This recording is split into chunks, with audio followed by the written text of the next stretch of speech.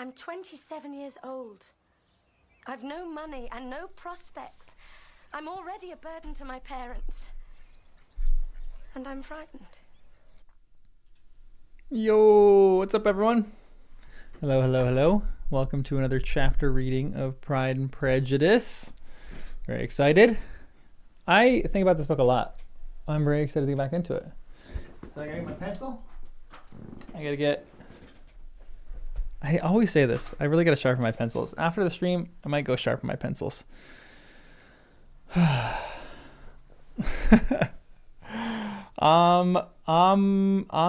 scene. I love your comments on the videos because you write like Jane Austen a little bit. So you like do your little additions to the end. It makes me laugh every time I read one. So thank you. How you guys doing? Good. We're on ultra low latency. We're cooking right now. We are cooking. Everyone like to stream. Come on. I have the most amiable young man of our acquaintance. You guys are hilarious. I'm doing both vertical and horizontal. What do you guys watch on? Do you guys watch on vertical or horizontal? I don't know how the vertical one works. They started doing streams where you can dual stream, and it just goes to the shorts feed apparently.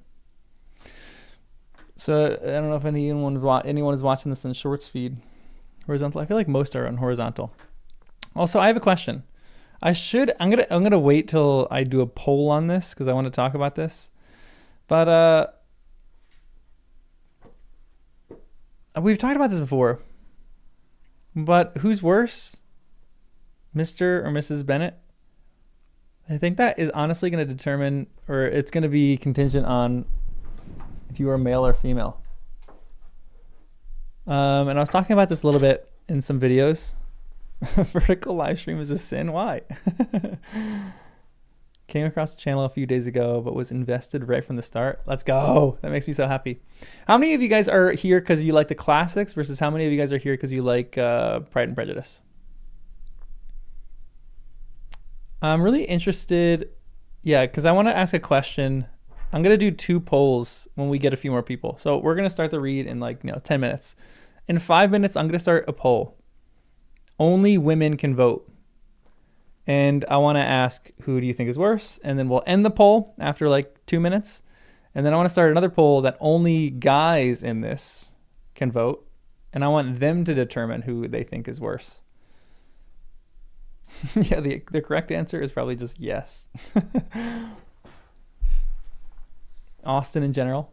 We still got a lot of books of Austen, but we are going to get some classics. So this is how I'm 99% sure something might completely change on my read. There's probably 2 guys that watch this. True. You have Nemo right now, and then I don't know any other guys here. What was I saying? Oh, so here's how we're gonna probably do it. You can launch an influence campaign prior to the poll. No, not yet. Next book we're gonna do is Wuthering Heights, because Wuthering Heights is short. I don't think I have Wuthering Heights, but I gotta get it. We will start that as soon as we finish this. Which I think we'll finish this by the end of January. That's my guess. I would like to finish. We're not gonna rush into finishing a book a month. We're just gonna read a book, and then when we finish that book, we'll just do a new book. So this channel is going to be a book club. So next book we're gonna do is Wuthering Heights, because the movie's coming out, and I feel like it'd be a fun little thing that we can kind of read and then go see the movie. That is 99% sure what we're gonna do.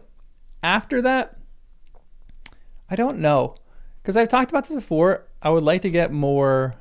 I don't really care male versus female, to be honest, because I think females, the ladies read more fiction than men. That's just a given statistic. And book clubs are much more female driven than male driven. So I don't care necessarily about getting a male audience, but the audience right now on this channel is 95% female, which I kind of love. It's great. It's like a fun little community of just book loving nerds. But I'm like, maybe Moby Dick would bring in some men. I mean, the Tolkien channel that I have, that is mainly men, so that's a different vibe. But I'm keeping that as that. But I wouldn't mind reading Moby Dick. I've heard that it's great. I'm very curious about it. I think it's Wuthering Heights. I think I said Wuthering Heights. My accent, Wuthering. An I and a U are kind of the same in that phrase for me. Wuthering Heights. I wouldn't say Wuthering Heights. I would say Wuthering Heights. Withering. But that sounds like withering. Like withering with an I would say withering. But the U, I would say wuthering, which sounds exactly the same. You loathe Wuthering Heights. Interesting. Well, that's kind of fun that if you hate it, you can watch me see if I hate it too. I've seen there's a bunch of books that are kind of written in that. Like they try to take like the voice of a modern audience and then rewrite it. I love books like that. They did Harry Potter in like Gen Z speak or whatever. The first chapter is the boy who is unalived, or the boy who is not unalived, or something like that. It's wild. All right, I'm going to start a poll real quick. Only vote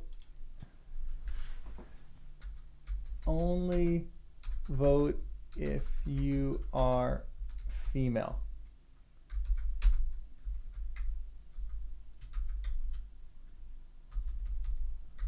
Who is worse, Mr.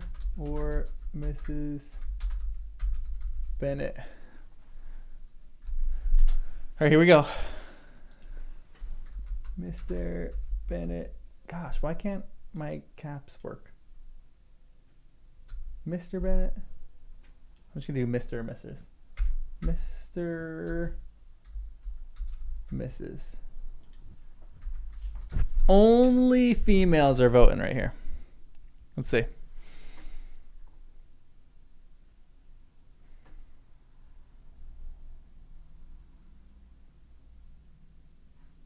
I'm so curious.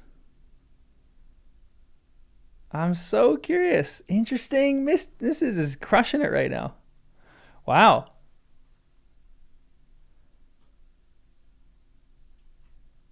Huh.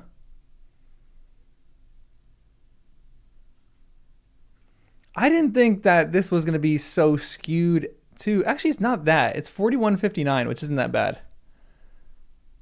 Let's see if it changes a little bit. We got 27 votes. You have another few seconds to get your votes in before we switch this to a men-only poll, which will probably have 3 votes.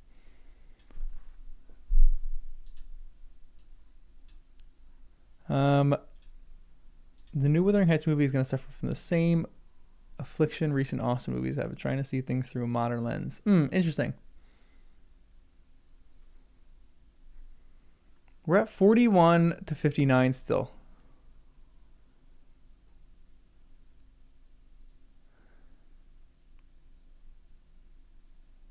All right. I'm going to end this poll. We're going to start with just guys. We're going to see this. We're going to do a little study. 27 votes. Let's see how many. I mean, we probably have like 4 or 5 guys watching. Maybe if that. Start a poll. Copy paste.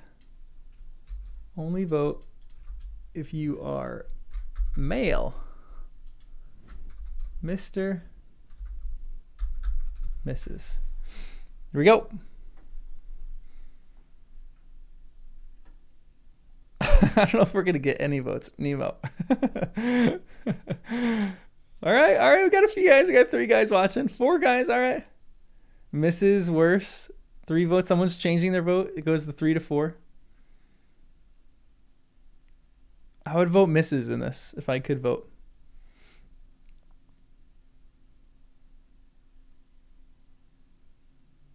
So it matters because I want to talk about something before we do a read that I think it actually to me is a little significant for who you think is worse. You're the only Mr. Bennett vote there. Very progressive of you, Nemo. I respect that. I respect that. Anybody know what line that's from? I respect that. So the reason why I think it's actually important to view this through a male versus female lens is I think Jane Austen, to some extent, is setting it up where there's a difference in male versus female writing in these two characters. Because I was talking about this, someone sent me a message, Mutts and Mortgages, who I don't know if she's here, sent me a message on Discord that was really, really interesting. Because I keep talking about this and I couldn't quite put my finger on why I thought there was such a disparity between Mr. and Mrs. Mrs. is really annoying. Mr. does more damage. Honestly, valid. But there's an idea through the lens of security versus peace, which I think is a really interesting thing. And this isn't the case all the time, but I think more often than not, through a marriage, I would say men are looking for peace and women are looking for security. It's a gross overgeneralization, but I think to some extent that is somewhat true. And I think it's interesting to look at through the lens of who we think is worse, Mr. or Mrs. Bennett. Because in my opinion, Mrs. I don't think the idea is worse. I think that's like a really broad way to describe this because you can ask who's more annoying. I think we would probably all agree Mrs. Bennett is more annoying. You can all agree who is maybe doing more damage to the family, which is probably that may be more debatable. As a character, who do I like less is Mrs. Bennett because she disrupts the family's peace. But if you look at it from a female's perspective and you're going into marriage, like going into marriage looking for security, you're not going to find much security with Mr. Bennett. And so Mr. Bennett might be worse because of that, which I think is really interesting, to be honest. I think there's more to it than just that, obviously. But I keep thinking about this question as I'm taking Wes for walks. That's where I do all my good thinking. And as Wes is taking a nap, yeah, it just is really fascinating how she wrote these characters and how they're really simple characters, but there is a lot of complexity underneath the pages of this, between the lines. Stupid people can be excused. Yeah, honestly, it's valid. If Mr. B had done his job.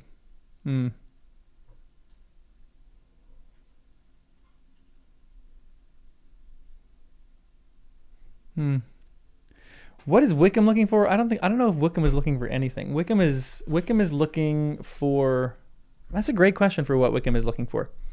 Wickham is looking for. Man, that is a really great question. What does Wickham want?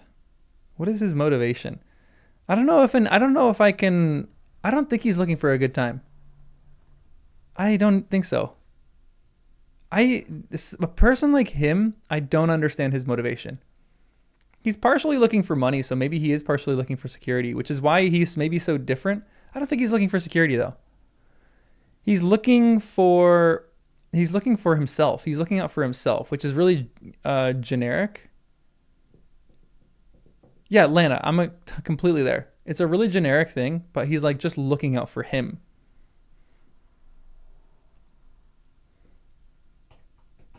A little hedonistic, yeah, honestly, yeah.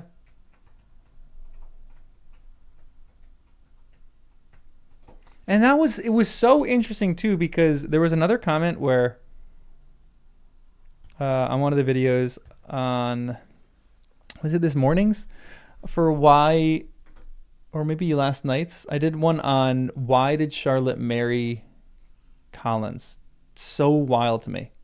And someone was like, oh, because Charlotte's brilliant and she can for sure like manage him. And anytime you're going into a marriage thinking I can manage this person, I don't know if it's going to work. Maybe I'm just, I don't know. I don't think I'm naive in that, but if you're going into a marriage thinking I could fix this person, like this is a fixer-upper, I don't know. I don't know if that's gonna work so much. I mean, everyone, you kind of always go into a marriage to some extent being like, maybe this person isn't perfect, but I think we work well together. But I don't think they have that. But I think I don't think that she's. I think Charlotte isn't necessarily going in thinking she can manage that either. I think she's too smart to just be like, I'm going to manage this. I think she is like, I want to, like, she's like, I can get what I want out of this marriage, which is true.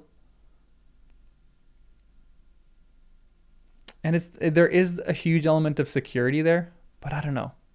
Oh my gosh, first dono on the channel, $20. Thank you so much. KM Gilbertson. Wickham is the poster boy for Jane Austen's #1 rule. Never trust the overtly charming guy. Ah, which is great. It's such a valid point. People who are overly charming, you got to watch out for them. That is actually so good. Thanks for the $20 too. I really appreciate that. It's so kind of you. Wow. First dono on the channel. Congrats. Will live in my heart forever.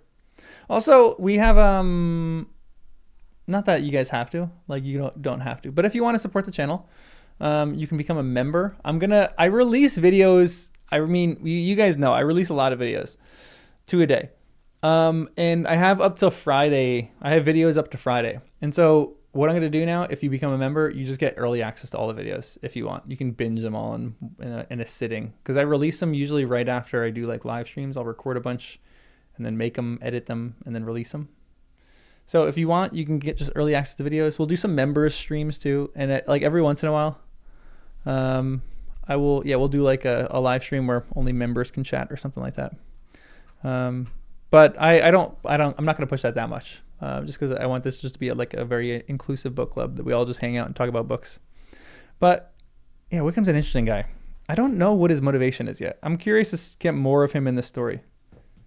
Very happy that Lizzie just kind of bypassed him and just didn't care about him that much. Like when she wrote the letter, she was like, oh, it sucks, but it's okay. He's gone.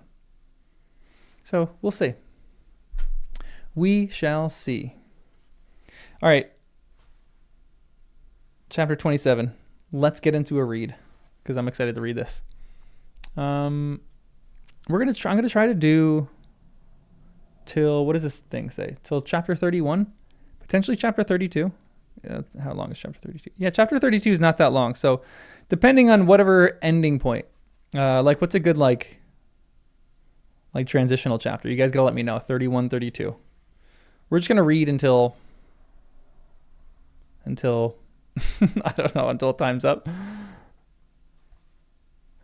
As someone who sometimes even forces arranged marriages, I've seen way too many bad marriages. So Charlotte's choices, yeah, honestly, I and that's the thing. I'm kind of conflicted. Like I love what she did, but I also struggle with what she did, because arranged marriages don't work perfectly, but you work the best with your whatever situations that you're in. And same thing, there's like other things, like there's a lot of non-arranged marriages that are sucky marriages. Oh man, Omer Seen, thank you. His absence of donations is nothing short of extraordinary and quite unpardonable. Everyone, please do me a favor. On every single video that I publish, and not on everyone, but because you don't comment on every single one, but just look for whatever Omer Seen comments, because they make me cackle. They're so funny, because he writes in like the Austen language. She, he, she. I'm gonna guess she. Writes in like Austinian language, and it's so funny. It makes me cackle, laugh. It's so good. So anytime I get a video, look for a comment by Omer Seen, because they're great. 50 euros. Wow, thank you so much.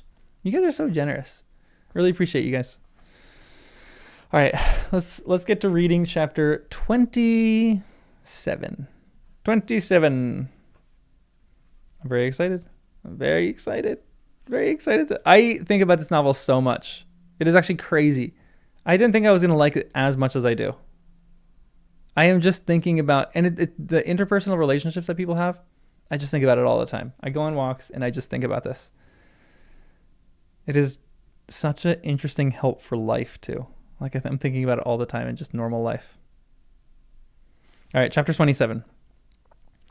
With no greater events than these in the Longbourn family, and otherwise diversified by little beyond the walks to Meryton, sometimes dirty and sometimes cold, did January and February pass away.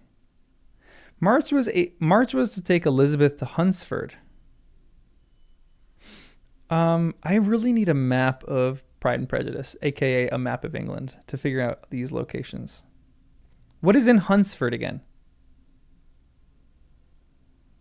So they're north of London a little bit. They're like north east of London. Hunsford is where Collins lives. Okay, that's a little north. She's going to visit Charlotte. Okay. She had not at first thought very seriously of going thither.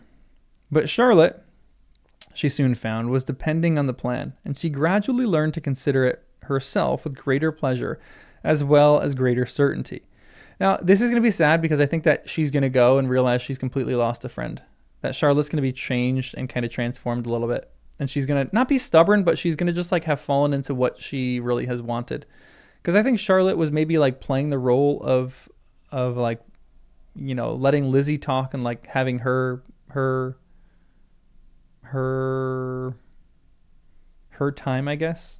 And now she's going to go to Charlotte and realize Charlotte's just like living the life that she wants to live, and they're not going to really have a lot in common, which I think is going to be a little sad. But I don't know. We'll see. She gradually learned to consider it herself with greater pleasure as well as greater certainty. Absence had increased her desire of seeing Charlotte again and weakened her disgust of Mr. Collins. There was novelty in the scheme, and as, with such a mother and such uncompanionable sisters, home could not be faultless. A little change was not unwelcome for its own sake. The journey would moreover give her a peep at Jane. So, hold on. Kent is south, the opposite side of London. Okay, so she has to go through London here. Okay, so they're in the south.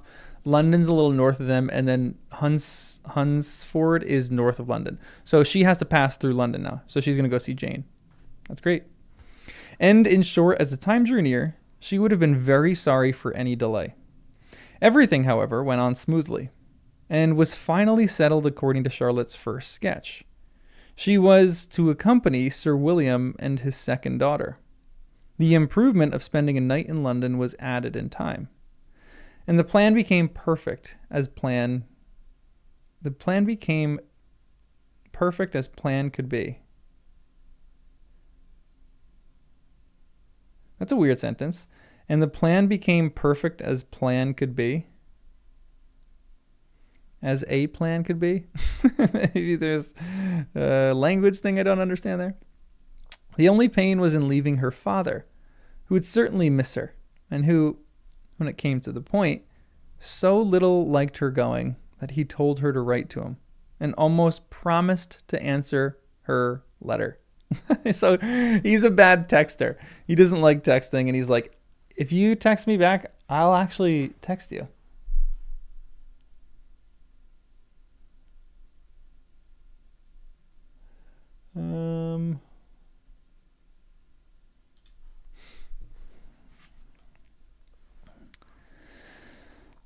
The pain or the farewell between herself and Mr. Wickham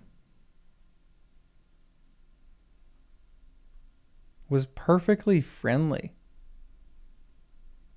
On his side, even more. They're saying goodbye to each other? That's so bizarre. Like, I really love Lizzie that she's able to kind of like be the bigger person here. His present pursuit could not make him forget that Elizabeth had been the first to excite and to deserve his attention. The first to listen and to pity. The first to be admired. And in his manner of bidding her adieu, wishing her every enjoyment, reminding her of what she was to expect in Lady Catherine de Bourgh, and trusting their opinion of her, and their opinion of everybody, would always coincide. There was a solicitude, an interest which she felt must ever attach her to him with a most sincere regard, and she parted from him, convinced that whether married or single, he must always be her model of the amiable and pleasing.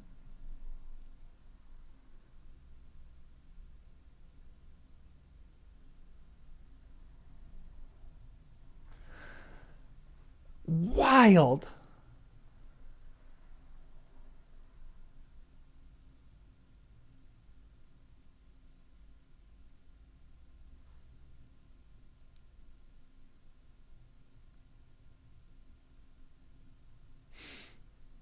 This is wild. Because she doesn't seem to still love him.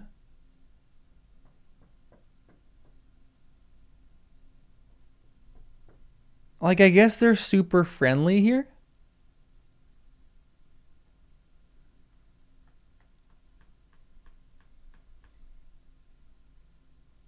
Like, how, like, he showed a lot of interest in her, and then all of a sudden goes to another person who's richer. She's okay with that, which speaks of her a lot. But now she's like, oh, he's still super amiable, and like he's the model of the amiable and pleasing. Yeah, she didn't really have her heart tied up, but still the fact that she sees, I think the reason is because she hates Darcy so much that anybody who hates Darcy or has something against Darcy, she thinks is lovely and grand. So I think this is less of an indictment against Wickham and more she just hates Darcy so much. Because I don't know how much she would think very well of him. She thinks he's a good guy that was wronged, but she doesn't feel wronged herself, which is good for her. I like that. She's not really like playing the victim, but huh. Her aunt was right. She would laugh herself at a heartbreak. Yeah, just her personality, honestly.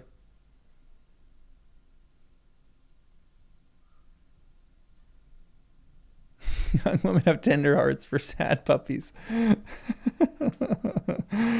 I don't know. I think she has more sense than this.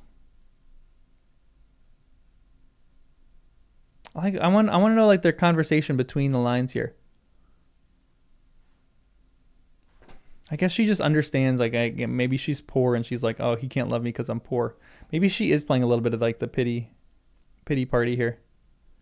Nandela, what's up? Janwell, what's up? We just started 27, so you're not too far behind. This is fascinating though. All right, I'm gonna keep reading. Her fellow travelers the next day were not of a kind to make her think him less agreeable. Sir William Lucas and his daughter Maria, a good-humored girl, but as empty-headed as himself, had nothing to say that could be worth hearing, and were listened to with about as much delight as the rattle of the chase. Elizabeth loved absurdities, but she had known Sir William too long. He could tell her nothing new of the wonders of his presentation and knighthood, and his civilities were worn out like his information. It was a journey of only 24 miles, and they began it so early as to be in Gracechurch Street by noon. As they drove to Mr. Gardiner's door, Jane was at a drawing-room window, watching their arrival. When they entered the passage, she was there to welcome them, and Elizabeth, looking earnestly in her face, was pleased to see it healthful and lovely as ever. Love that, Jane. Good for you. On the stairs were a troop of little boys and girls, whose eagerness for their cousin's appearance would not allow them to wait in the drawing-room, and whose shyness, as they had not seen her for 12 months, prevented their coming lower. All was joy and kindness. Who are these little kids? Are these the gardener's kids? Do the gardeners have kids? That's right, Mariah Carey. Mariah. Not Maria. The Gardners have 4 kids. I did not think that they had 4 kids. Interesting. I guess when they left, I thought they were just kidless, childless. Because they came without their kids. Did they come without their kids when they came to Longbourn? Maybe they didn't. Maybe I just missed that.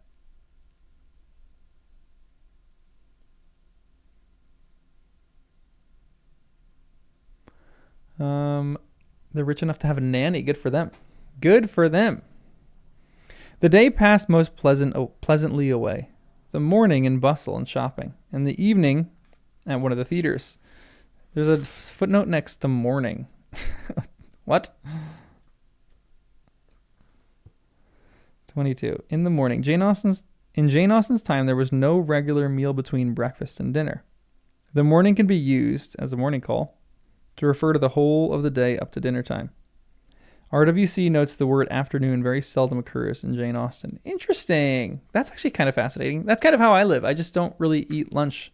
Or I either don't eat breakfast or don't eat lunch. I'm like a weird eater. I would fit really well in little Regency society here. When Jane left, it is mentioned how much the kids loved her. Honestly, brunch kind of is the way to go. A little pre-meal between the two, and then you can last till dinner. Kind of love that. All right, so the Gardners have 4 kids. Interesting. That's kind of cute. I love the Gardners so much. Oh, they're the best. Elizabeth then contrived to sit by her aunt. Their first subject was her sister, and she was more grieved than astonished to hear, in reply to her minute inquiries, that though Jane always struggled to support her spirits, there were periods of dejection. It was reasonable, however, to hope that they would not continue long. Mrs. Gardner gave her the particulars also of Miss Bingley's visit in Gracechurch Street, and repeated conversations occurring at different times between Jane and herself, which proved that the former had, from her heart, given up the acquaintance. Man. Now,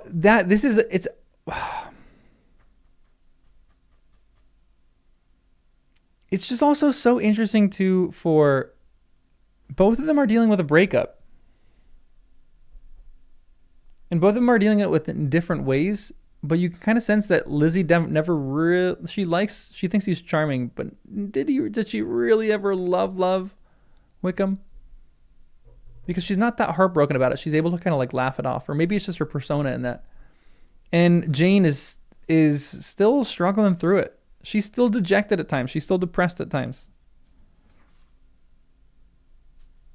But which had proved that the former had, from her heart, given up the acquaintance. It hurts. She's like giving up someone that she really, really, really loved. Mrs. Gardner then rallied her niece on Wickham's desertion and complimented her on bearing it so well. Love that. But my dear Elizabeth, she added, what sort of girl is Miss King? I should be sorry to think our friend mercenary. What a good name. Oh, man, that's actually a great new term. I'm going to call people like that, like Wickham mercenaries. That's kind of great. Huh. Jane has deeper feelings for Bennet, for sure. Limited options in Meryton during sad winters. I don't think she was that passionate, but I think she was taken in for a moment. Pray, my dear aunt, what is the difference in matrimonial affairs between the mercenary and the prudent motive? Where does discretion end and avarice begin? It's a fascinating question. Last Christmas, you were afraid of his marrying me.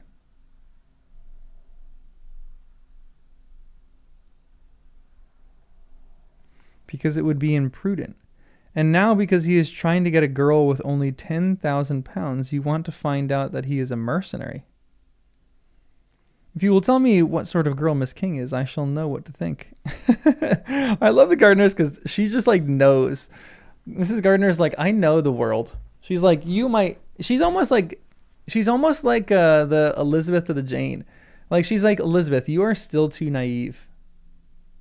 I know the world. Tell me what Miss King is like, and I will tell you what is going on here. She is a very good kind of girl, I believe. I know no harm of her. But he paid her not the smallest attention till her grandfather's death made her mistress of this fortune. No, why should he? If it was not allowable for him to gain my affections because I had no money, what occasion could there be for making love to a girl whom he did not care about and who was equally poor? I'm guessing the making love there is a little different in this context than what we would say. This isn't where we get the idea of making love, right? Where does that originate? That's actually an interesting phrase. Where did it first pop up in the English language? I wonder.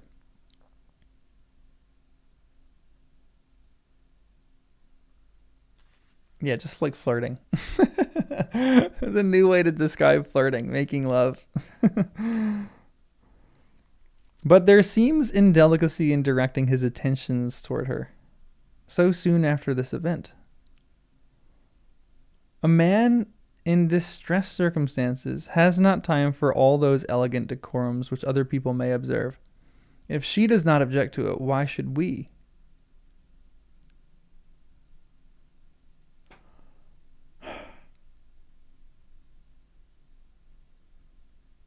Does Wickham prey on fragile people? Like, you know the movie Wedding Crashers? He seems like that.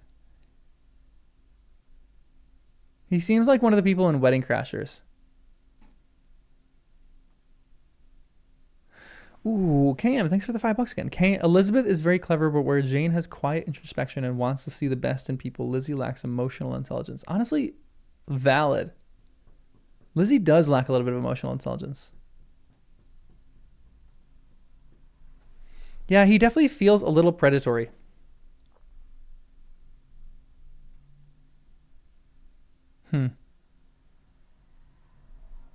Yeah, Wickham preys on whoever he can.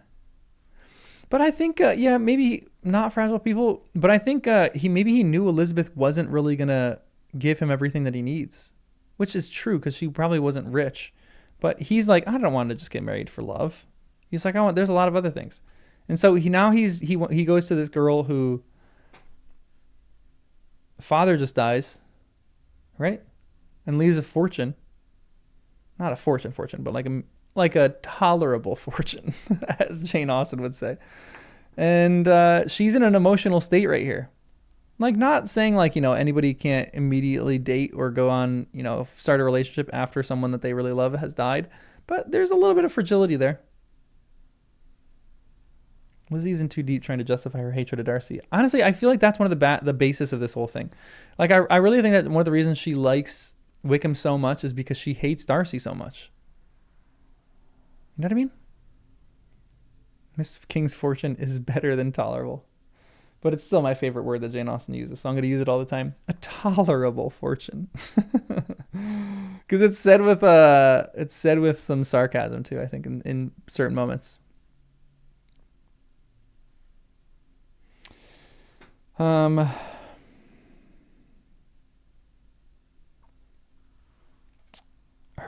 not objecting does not justify him. It only shows her being deficient in something herself, sense or feeling. Well, cried Elizabeth, have it as you choose. He shall be mercenary, and she shall be foolish. No, Lizzie, that is not. That is what I do not choose. I should be sorry, to think ill of a young man who has lived so long in Derbyshire. Oh, if that is all, I have a very poor opinion of young men who live in Derbyshire, and their intimate friends who live in Hertfordshire are not much better. I am sick of them all, thank heaven. I am going tomorrow where I shall find a man who has not one agreeable quality, who has neither manner nor sense to recommend him. Stupid men are the only ones worth knowing after all. Interesting. Give me a little underline on stupid men are the only ones worth knowing after all. I mean, maybe a little jilted. Maybe a little jilted.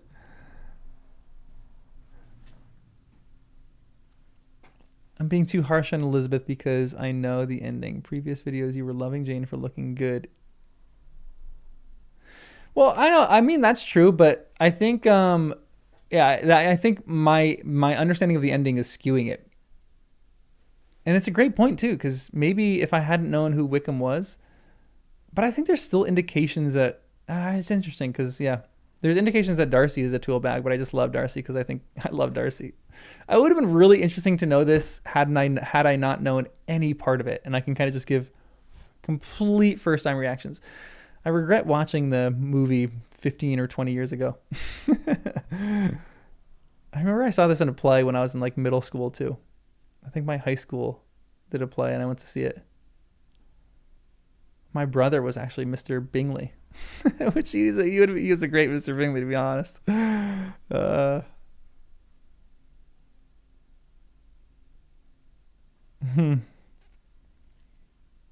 I just like Darcy because Darcy reminds me of myself to some extent. A little moody, a little grumpy, just likes quiet, likes solitude. Maybe a little rude every once in a while. Take care, Lizzie. That speech savors strongly of disappointment. Mrs. Gardner is just hitting her in all the right spots. Before they were separated by the conclusion of the play, she had the unexpected happiness of an invitation to accompany her aunt and uncle in a tour of pleasure which they proposed taking in the summer. We have not quite determined how far it shall carry us, said Mrs. Gardner, but perhaps to the lakes. Lake country? No scheme could have been more agreeable to Elizabeth, and her acceptance of the invitation was most ready and grateful. My dear, dear aunt, she rapturously cried, what delight, what felicity! You give me fresh life and vigor. Adieu to disappointment and spleen. What are men to rocks and mountains? What a great line. What are men to rocks and mountains? Oh, what hours of transport we shall spend. And when we do return, it shall not be like other travelers without being able to give one accurate idea of anything. We will know where we have gone. We will recollect what we have seen. Lakes, mountains, and rivers shall not be jumbled together in our imaginations, nor when we attempt to describe any particular scene, we will begin quarreling about its relative situation. Let our first effusions be less insupportable than those of the generality of travelers. I love that. She's like, we're going to soak up this trip for all that it's worth. That's funny.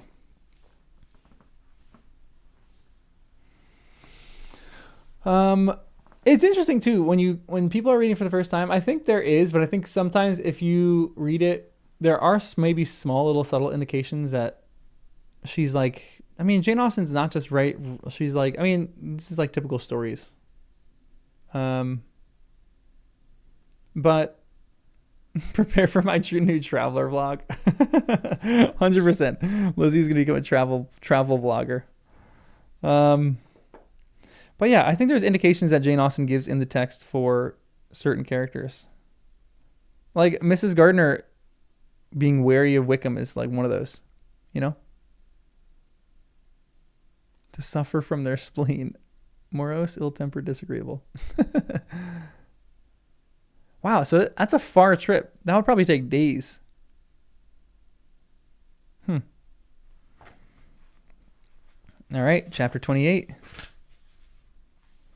I love this book so much. This is so fun. Also, everyone like the stream. I always forget to mention that.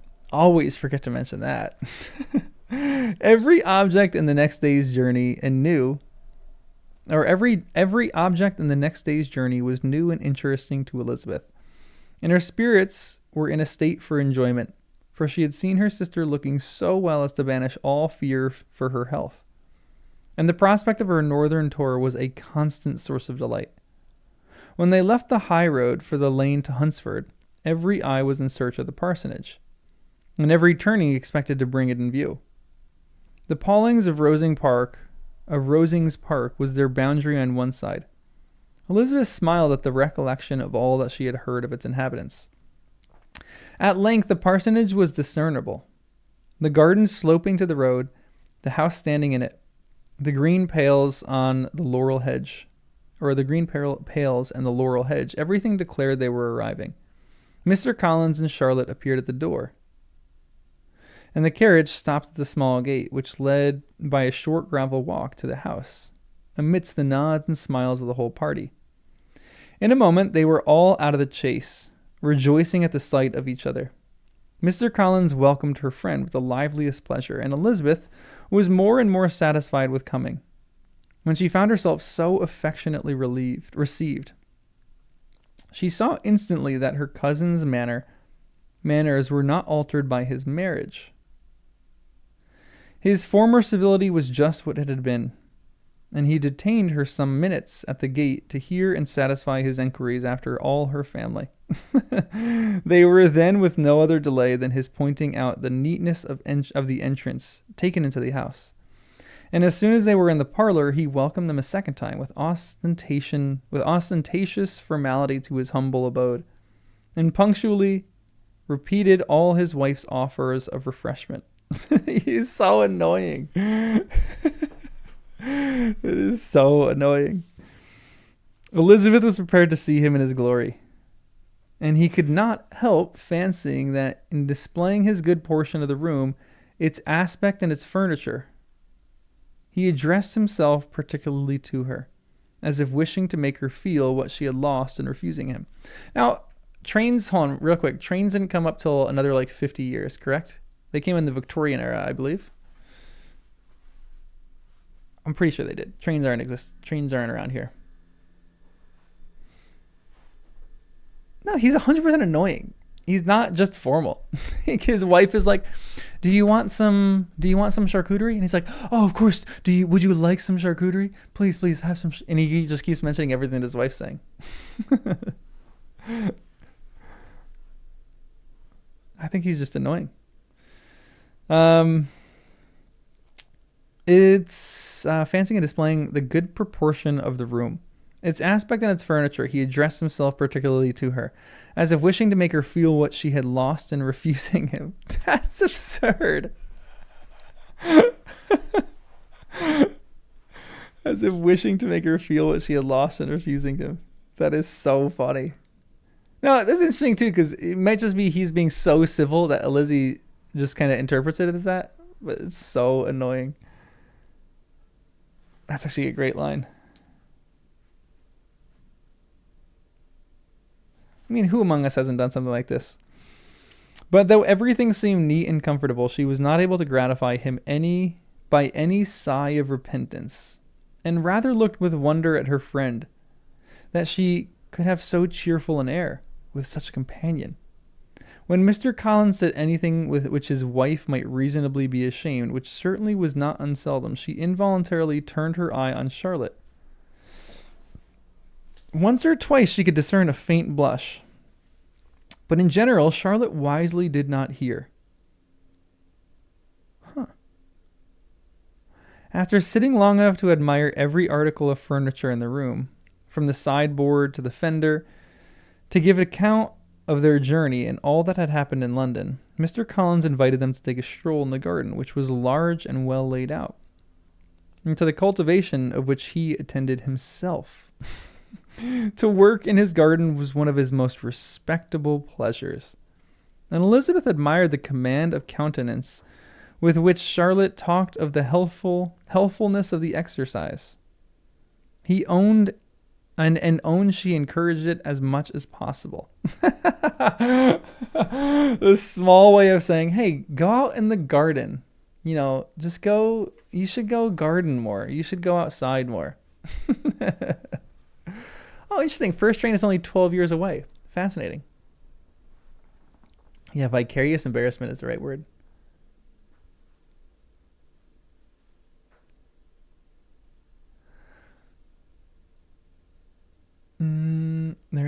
She's not misinterpreting. That's exactly what he's doing. Interesting. What a scumbag. Yeah, Charlotte is savvy, but still. Charlotte's just tolerating this guy.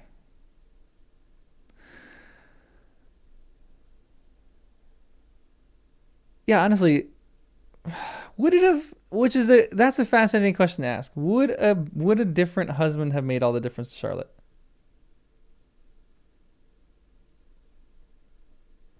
Who would you have set Charlotte up with? Honestly, Bingley is who I would set a lot of people up with because Bingley is great. Charlotte and Bingley, I don't think would work very well together. I think Charlotte's a little too smart for Bingley. I think Bingley would probably drive her crazy a little bit. Darcy. Yeah, she wanted a decent home and got it. Who can blame her for that? Good for her. Here, leading the way through every walk and crosswalk, and scarcely allowing them an interval to utter the praise he asked for, every view was pointed out with a minuteness which left beauty entirely behind. That is hilarious. I love that. That is so funny. Which is so true. When you're like in a beautiful place, someone over explaining all the beauty of it makes it less beautiful. Shut up and let me enjoy it. He could number the fields in every direction and could tell how many trees were in the most distant clump. But of all the views which is garden, but of all the views which is garden or which the contrary or the kingdom could boast, none were compared with the prospect of Rosings. So my naive self, when I was reading that sentence at first, I was like, oh, he's going to say none could compare with his view of Charlotte. Nope. None could compare with his view of Rosings. Afforded by an opening in the trees that bordered the park nearly opposite of the front of his house. It was a handsome modern building, well situated on the rising ground. You know what? I would have maybe my hatred of Collins would have thawed out a little bit if this sentence said, but of all the views which his garden or which the country or the kingdom could boast, none were to be compared with the prospect of Charlotte. Like, that'd be a lovely sentence. And it's a bit annoying too, because he would probably like dote on her so much. And he's like, oh, she's more beautiful than my garden. She's more beautiful than yada, yada, yada. And that's like kind of sweet. But nothing compares with Rosings, where his heart truly lies. Ugh, so awful.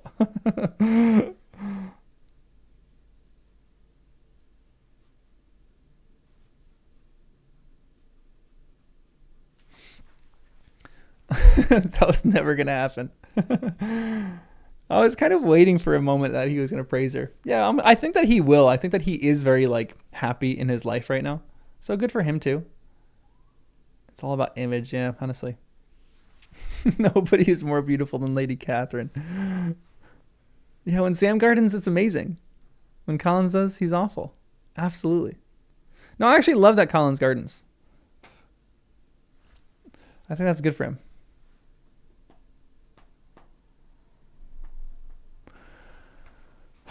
All right.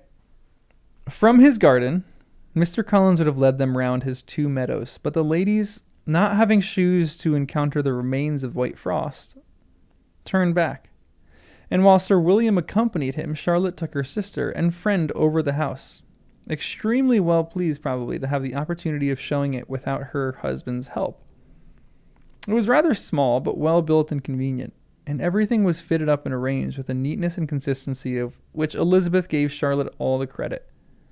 When Mr. Collins could be forgotten, there was really a great air of comfort throughout, and by Charlotte's evident enjoyment of it, Elizabeth supposed he might be often forgotten.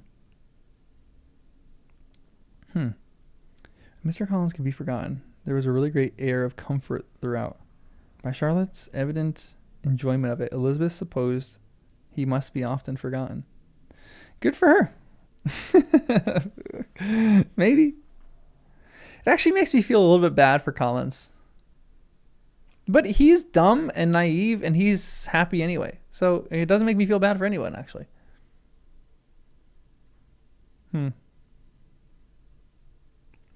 She's already learned that Lady Catherine was still in the country. It was spoken of again while they were at dinner. When Mr. Collins, joining in, observed, Yes, Miss Elizabeth, you will have the honor of seeing Lady Catherine de Bourgh on the ensuing Sunday at church. And I need not say you will be delighted with her. She is all affability and condescension.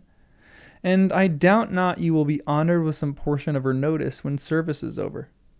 I have scarcely any hesitation in saying that she will include you and my sister Maria in every invitation with which she honors us during your stay here.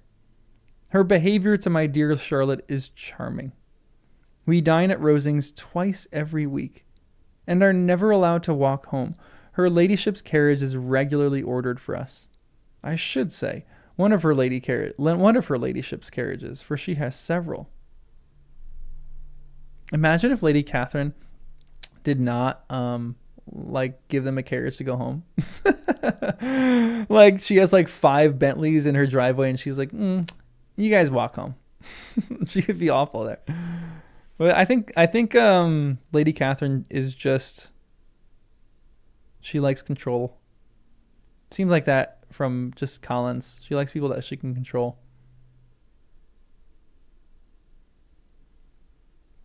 Yeah, I definitely know condescension has a positive connotation here. I think I've read that term enough in this book to see that. It'll be your lucky day, Lizzie. Several carriages for sure, Flex.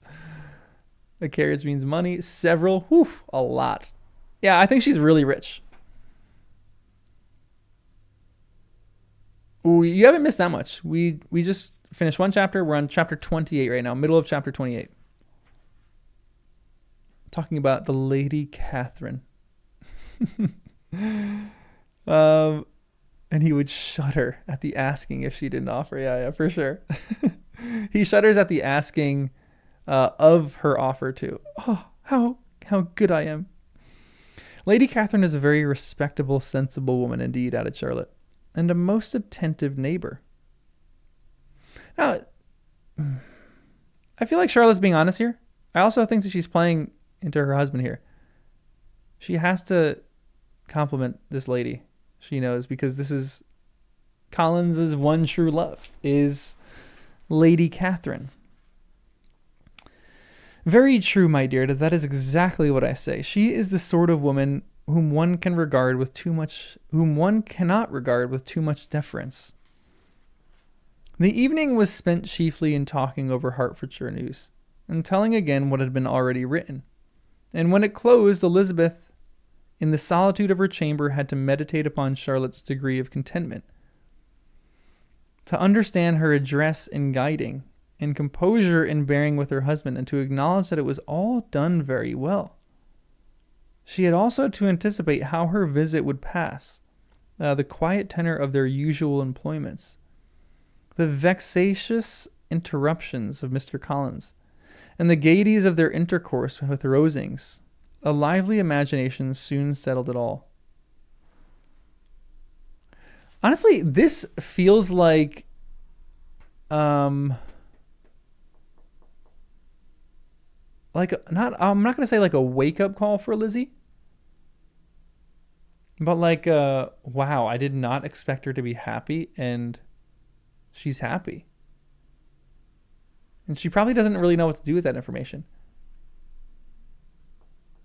A lively imagination soon settled it all. Interesting. Everything everyone does is her business, yeah. A daughter of an earl. Interesting. I don't know what that means, really.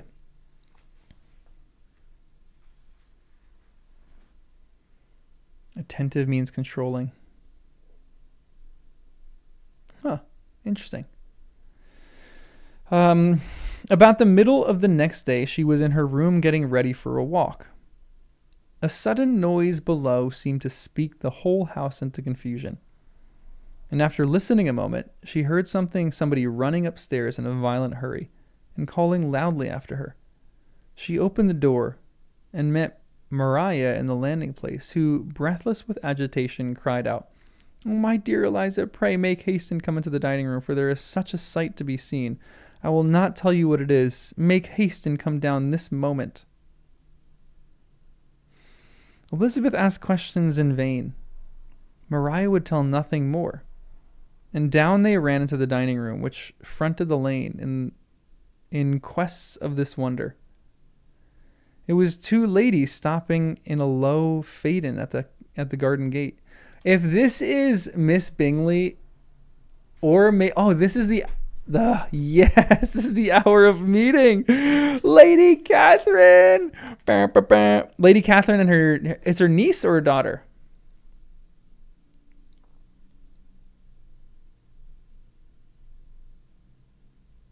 Is this her daughter or her niece? It's her daughter in the flesh. In the flesh. Here we go. I was thinking this is going to be Miss Bingley and they were going to just pop up somewhere. They had come from London just because they want to torment Elizabeth or something. And is this all? Cried Elizabeth. I expected at least that the pigs were got into the garden. And here's nothing but Lady Catherine and her daughter. Ooh, she shouldn't say that out loud. Don't say that, Mr. Collins. Don't let Mr. Collins hear. Ah, my dear, said Maria, quite shocked at the mistake. It is not Lady Catherine. The old lady is Mrs. Jenkinson, who lives with them. The other is Miss de Burgh. Oh, Mrs. Jenkinson, and so it's not Lady Catherine yet. Only look at her. She is quite a small creature. Who would have thought she could be so thin and small? Interesting. Her sickly daughter and the maid, yeah. She is abominably rude to keep Charlotte out of doors in all this wind. Why does she not come in? Oh, Charlotte says she hardly ever does.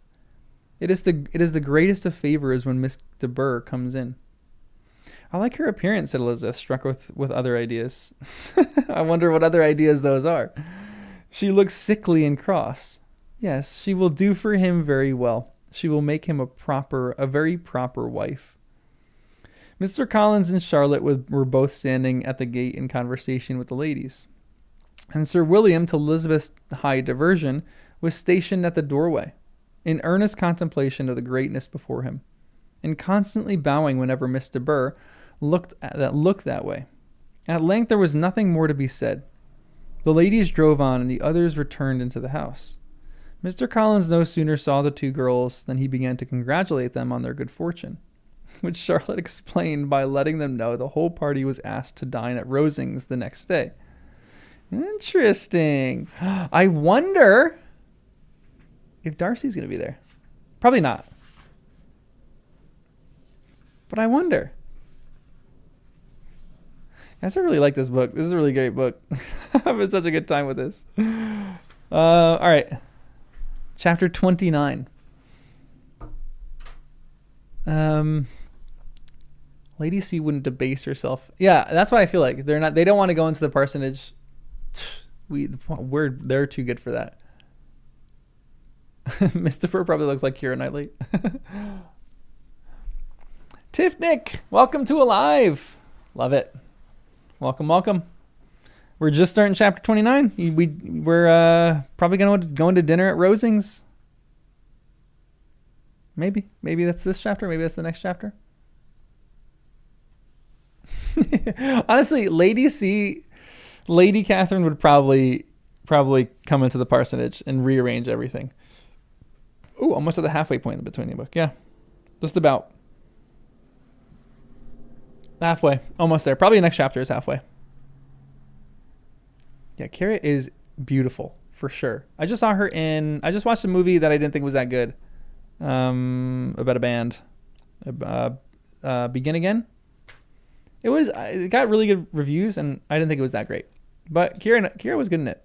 She was really good in it. Chapter 29. Mr. Collins's triumph in consequence of this invitation was complete.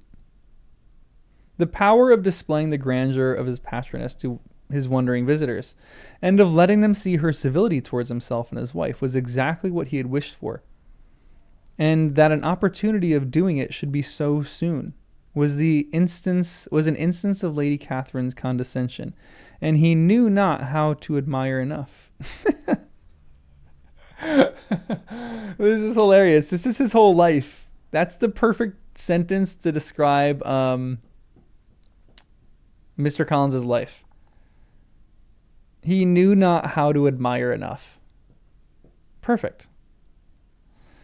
I confess, said he, that I should not have been surprised at all by her ladyship's asking us on Sunday to drink tea and spend the evening at Rosings. I rather expected from my knowledge of her affability that this would happen. But who could have foreseen such an attention as this? Who could have imagined that we should receive an invitation to dine there? An invitation, moreover, including the whole party so immediately after your arrival. I am the less surprised at what has happened, replied Sir William, from that knowledge of what the manners are. I am the less surprised at what has happened, replied Sir William, from that knowledge of what the manners of the great really are, which my situation in life has allowed me to acquire. About the court, such instances of elegant breeding are not uncommon. He's one of those characters who had one good thing happen in his life, and he will not stop talking about that. He's like, it reminds me of that time that I was at court. I am the less surprised at what has happened, replied Sir William, from that knowledge of what the manners are. Oh, I just read that. Hold on. Scarcely anything was talked about the whole day or the next morning, but their visit to Rosings. Mr. Collins was carefully instructing them in what they were to expect, and the sight of such rooms, so many servants, and so splendid a dinner might not wholly overpower them.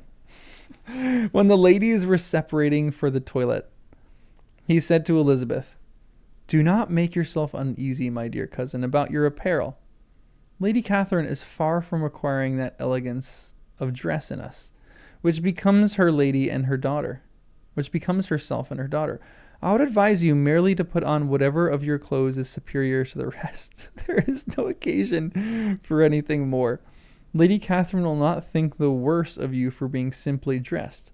She likes to have the distinction of rank preserved." That's interesting. Okay. That is a moment where it's like a subtle knock on Lizzie that he's giving, but it's also a smart observation. It makes me think Collins is actually a little smarter than sometimes I give him credit for. Like, he's like, look, don't... He probably tells his wife this, too. He's probably like, look, don't dress overly nice. We have to, like, kind of maintain appearances here. How much of the shade is intentional? I feel like he knows at the very least, that Miss de Bourgh, not Miss de Bourgh, that the Lady de Bourgh needs to be the most lavishly dressed and beautiful one in the room. It's not really because the classism is in full force. It's not really a diss. Yeah, for sure. And that's the thing too. I don't think Elizabeth could wear anything, but at the same point, that's why I think this is like a diss. But at the same point, I think this is maybe more of a diss, but there's a portion of this that I could read it like Collins actually does think Elizabeth can compete with Lady Catherine and doesn't want her to. I don't really see it as that, but I think you could kind of read it as that to some extent. Don't feel bad how shabby you are. Lady Catherine prefers to be the best. Yeah, but yeah, exactly. I feel like there's a little bit of a diss in that too. Like, he's like, look, don't worry about how poor you are. You will look fine, because Lady Catherine likes the limelight. Like, he's doing exactly what he said he wouldn't do if they got engaged, if they got married. I won't remind you how poor you are. And he would say this every single time they would go visit Rosings. He would be like, look, don't worry about how poor you are still.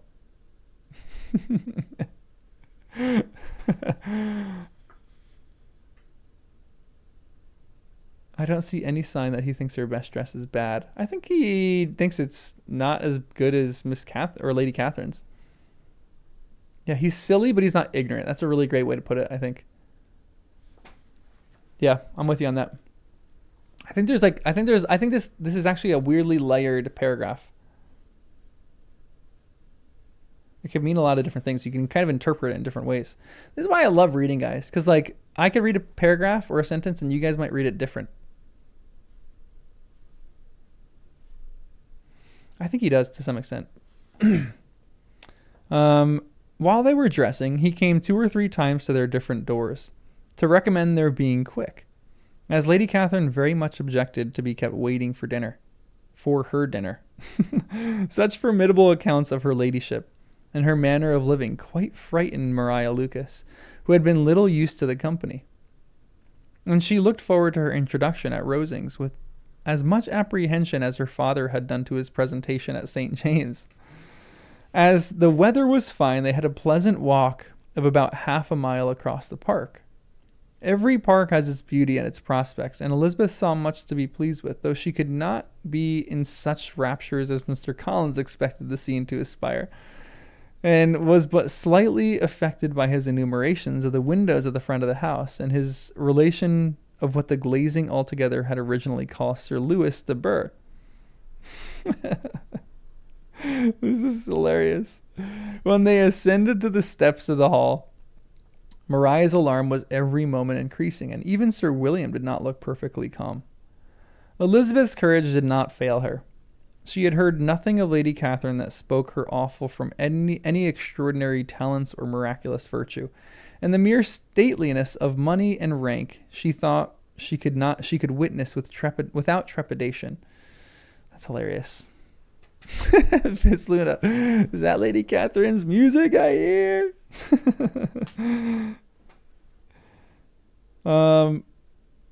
From the entrance hall, of which Mr. Collins pointed out with a rapturous air the fine proportion, the finished ornaments, they followed the servants through an antechamber to the room where Lady Catherine, her daughter, and Mrs. Jenkinson were sitting. Her ladyship, with great condescension, arose to receive them, and as Mrs. Collins had settled it with her husband that the office of the introduction should be hers, it was performed in a proper manner, without any of those apologies and thanks which he would have thought necessary.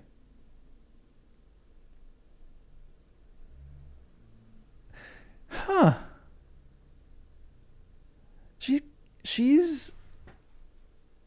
Mr. Collins is not himself. That's an interesting section to me. It's like, she says her piece, and as Mr. Collins had settled it with her husband that the office of introduction should be hers, it was performed in a proper manner, without any of those apologies and thanks which he would have thought necessary.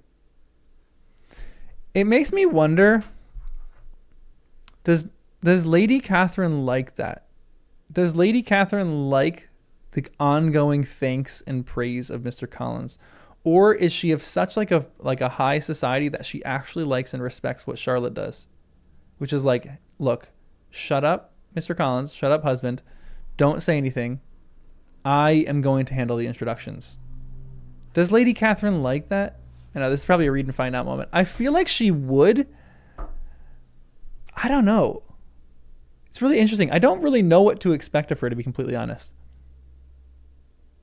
I feel like she's going to just be like kind of like high and stuck up. I think this is going to be another occasion for Elizabeth to gloat and be really happy that Darcy is going to be paired with Miss de Burgh and have this for a mother-in-law. I think she's going to be thrilled about that, because I think Lady Catherine is going to be, she's going to be smart and rich and a little annoying. Like a little bit annoying. Maybe a lot annoying. We'll see. Maybe like too stuck up. Let's read the full glory of Lady C's personality. I love it. In spite of having been at St. James, Sir William was so completely awed by the grandeur surrounding him that he had but just courage enough to make a very low bow and take his seat without saying a word. And his daughter, frightened almost out of her senses, sat on the edge of her chair, not knowing which way to look. Elizabeth found herself quite equal to the scene, and could observe the 3 ladies before her composedly. Lady Catherine was a tall, large woman, with strongly marked features. So I guess she's large. She eats well. We haven't really that I don't think that depiction has or the description has been said of anyone else. Maybe just an indication of her richness. Strongly marked features which might once have been handsome. Her air was not conciliating, nor was her manner of receiving them, such as to make her visitors forget their inferior rank. She was not rendered formidable by silence, but whatever she said was spoken in so authoritative a tone as marked her self-importance, and brought Mr. Wickham immediately to Elizabeth's mind. And from the observation of the day altogether, she believed Lady Catherine to be exactly what he had represented. When after examining the mother in whose countenance and deportment she soon found some resemblance of Mr. Darcy, she turned her eyes on the daughter. She could almost have joined in Maria's astonishment at her being so thin and so small. There was neither in figure nor face any likeness between the ladies. Miss de Bourgh was pale and sickly. Her features, though not plain, were insignificant, and she spoke very little, except in a low voice. Mrs. Jenkinson, in whose appearance there was nothing remarkable, and who was entirely engaged in listening to what she said, and placing a screen in the proper direction before her eyes. Okay, two quick things.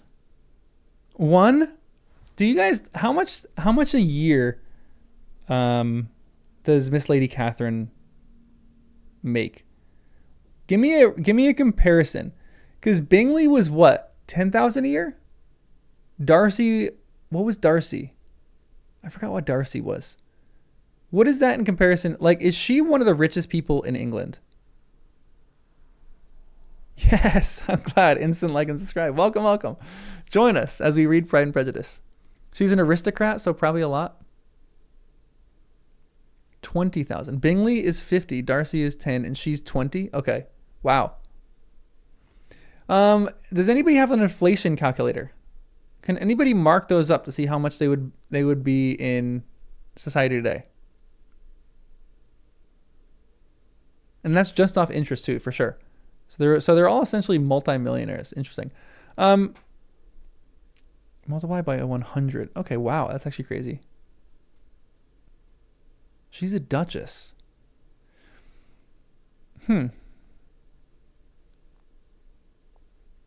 She only has a life interest.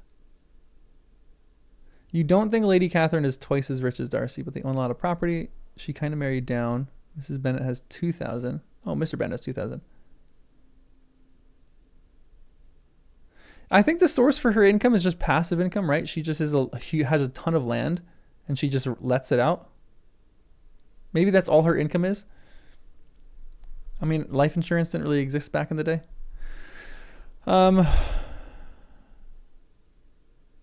They married untitled rich men. Interesting. So they did marry down. 9-figure billionaire today? That blows my mind. Another question. I mean, this is for sure probably a read and find out moment. I'm curious why the daughter is so sickly. Does she have lupus? Does she have something that is like making her sickly? Does she have some kind of debilitating illness? Because why is Lady Catherine?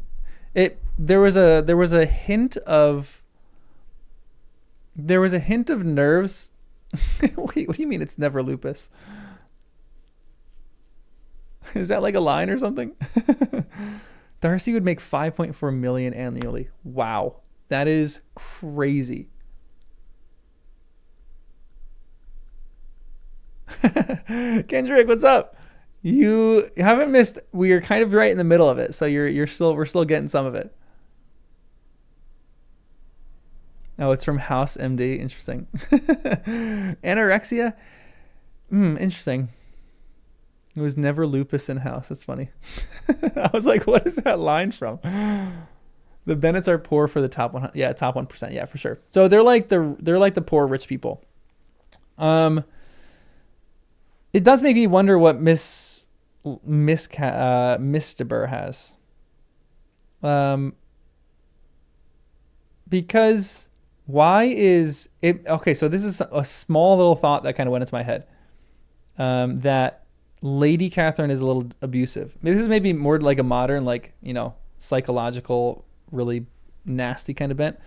But the fact that she would potentially be like starving her daughter because she wanted to appear higher and better and look better, so she doesn't give her daughter quite as much food, which would be nasty. But that could be potential, where Miss Catherine is still not.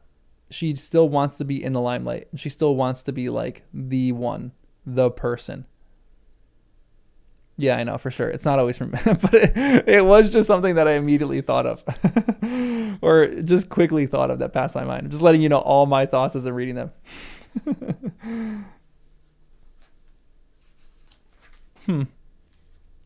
One second. I gotta write another note here.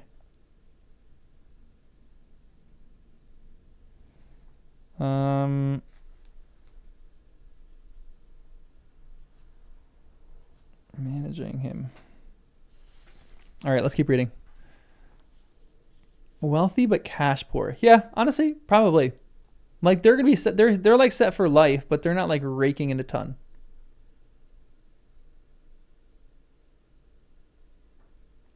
Fur coat, no knickers. All right, where are we? I gotta figure out where we are again. The observation of the day altogether she believed Lady Catherine to be exactly what she expected. Mrs. Jenkinson placing a screen in the proper direction before her eyes. After a few minutes, they were all sent to one of the windows to admire the view, Mr. Collins attending them to point out its beauties, and Lady Catherine kindly informing them that it was much better worth looking at in the summer. The dinner was exceedingly handsome, and there were all the servants and all the articles of place which Mr. Collins had promised. And as he had likewise foretold, he took his seat at the bottom of the table by her ladyship's desire, and looked as if he felt that life could furnish nothing greater. He carved and ate and praised with delighted alacrity. And every dish was commended, first by him and then by Sir William, who was now enough recovered to echo whatever his son-in-law said, in a manner which Elizabeth wondered Lady Catherine could bear. But Lady Catherine seemed gratified by their excessive admiration, and gave most gracious smiles, especially when any dish on the table proved a novelty to them. The party did not supply much conversation. Elizabeth was ready to speak whenever there was an opening, but she was seated between Charlotte and Miss de Bour, the former of whom was engaged in listening to Lady Catherine, and the latter said not a word to her at all dinner time. Miss Jenkinson was chiefly employed in watching how little Miss de Bour ate, pressing her to try some other dish, and fearing she were indisposed. Maria thought speaking out of the question, and the gentlemen did not but eat and dine and admire. When the ladies returned to the drawing-room, there was little to be done but to hear Lady Catherine talk, which she did without any intermission till coffee came in, delivering her opinion on every subject in so decisive a manner as proved that she was not used to having her judgment controverted. Please, Lizzie, don't speak up. That line feels like an invitation for Lizzie. Lizzie's over there cracking her knuckles. Lizzie's maybe too smart for this, but she's going to say something that just makes Lizzie not able to not talk. We'll see. Also, everyone, like the stream. 33 likes. Her new job in customer service is crappy. She inquired into Charlotte's domestic concerns familiarly and minutely, and gave her a great deal of advice as to the management of them all. Told her how everything ought to be regulated in so small a family as hers, and instructed her as to the care of her cows and her poultry. She reminds me, you know who she'd get along with really well? A marriage like this would be perfect. Her and Professor Gilderoy Lockhart. Both people who just like pats on the back and like talking about stuff maybe she probably knows some of this stuff, maybe more than Lockhart does, but giving her advice on everything, which she's not probably an expert in a lot of this stuff. Elizabeth found that nothing was beneath this great lady's attention which could furnish her with an occasion of dictating to others. In the interval of her discourse with Mrs. Collins, she addressed a variety of questions to Maria and Elizabeth, but especially to the latter, of whose connections she knew the least, and who she observed to Mr. Collins was a very genteel, pretty kind of girl. She asked her at different times how many sisters she had, whether they were older or younger than herself, whether any of them were likely to be married, whether they were handsome, where they had been educated, what carriage her father kept, and what had been her mother's maiden name. Elizabeth felt all the impertinence of her questions, but answered them very composedly. Lady Catherine then observed, "Your father's estate is entailed." Oh, this might be the thing that makes Lizzie start talking and chatting. Well, I don't know that she doesn't know those things, but I don't think she's an expert in those things. Like, I would say that Charlotte probably knows more about keeping poultry and keeping cows than the Lady Catherine. But maybe I'm wrong about that. I feel like Charlotte has probably spent some time out there. I think Lady C is having a great time chatting. She's controlling the room. She's super happy that she's controlling the room. Yeah, she's definitely sussing out Lizzie's class here. I think she's having the time of her life right now. She is really loving this. Your father's estate is entailed on Mr. Collins, I think. For your sake, turning to Charlotte, I am glad of it. But otherwise, I see no occasion for entailing estates from the female line.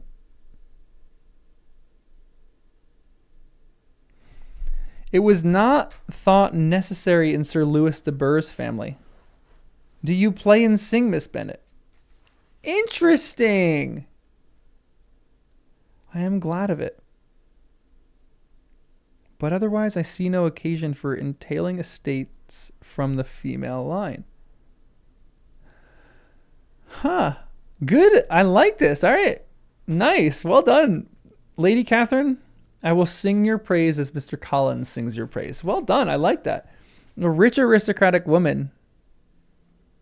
She's probably saying this because her. Wait. Interesting question. Time out. When Lady Catherine dies, where does her estate go? Where does her estate go? She doesn't have an entailment. Right? It would go to her daughter because she's not renting this out. She's not letting this out, correct?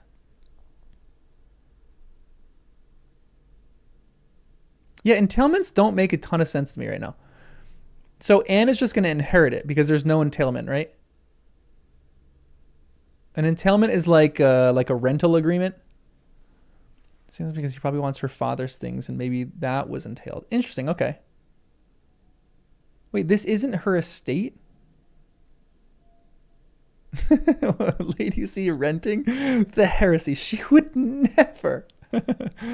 Entailments are to prevent the estate from being broken up and sold. Interesting. So it's her husband's estate. Why was she able to keep it? Because he owns it? Entailments are done by the family to keep the estate intact. Huh. Okay. Still don't understand that much, but I'm getting there. That's like a strange thing to me. So hold on. Help me understand this maybe a little bit. So why did the Bennets create an entailment? Because they wanted all of their property? Did the Bennets own Longbourn? Or did they rent? They have to own it. They have to own it because the entailment is then going to Collins. So they own Longbourn. And the entailment is essentially like, this is not going to be parceled out between different lots. Maybe like, let's just say, for lack of better words, let's say it's like 5 lots combined into one. This is to keep all the lots together. The entailment is like, it has to be passed down all together. And the entailment goes to the next male in the family line. Mr. Bent is the beneficiary of the entail. Someone else wrote it. Okay, gotcha. So the entailment was like way earlier than Mr. Bennett's time. Think of it as a loan they pay back when the dad dies. Okay, interesting. The oldest male, yeah. Interesting. So he can enjoy the income while he's alive, but he can't control it. But how are they making income? No one else is renting out any property on Longbourn, no? Like, what does Mr. Bennett do? He's not retired. Farm rent. Interesting. So they have farmland there. They do have tenants. I didn't know they had tenants. Okay. So they're just renting some of the land out for farms. Okay, interesting. Sarah, what's up? No, not done. We're like halfway done. Estates are large. Longbourn has a tenant farmers. Okay, interesting. Okay. So different lands have different like parcels. So they probably own a decent amount of land if some of it's farmland. Okay, so they're just making money off of that. But he's essentially like, I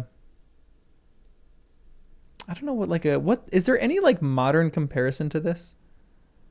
This almost seems like a go-between between like a feudal system and like what we have today and like renting. More aristocratic income is from tenants. So they can rent it, but they can't sell it. Okay, that helps me a ton. Maybe like a landlord, yeah. Mr. Bennett farms? Well, no way. He doesn't farm. He's too prideful for that. Yeah, I guess because I live in like, suburbs, so I don't really understand the actual, the landowner stuff.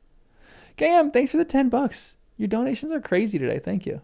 From what I understand, for the English, the families are meant to take care of the land as opposed to the way we Americans saw and see it land. Yeah, honestly, that's a fascinating difference in opinion. My American upbringing probably views land a lot differently, which is a little sad. That if you get land, you go and take it, which is maybe pretty sad, to be honest. Like that land belongs to you. It's interesting. That's really fascinating. So Lady Catherine just has a insane amount of land then. And she has like houses on the land. I'm sure she has some farmland. I'm sure she has everything. But she just has a lot of land. And she's just making all the money from... She's just like a massive landowner and landlord. Is that where we get the term landlord from? That makes sense now. Yeah, that's true. A lot of farmers don't really own their land anymore. The parsonage is owned by her. It's got to be more than just the parsonage, right? Because I feel like because she's so rich, she's making $20,000 a year, she has to be getting more. Lady C is a massive landowner and presumably quite rich. But does she own that land, or is that land entailed to her?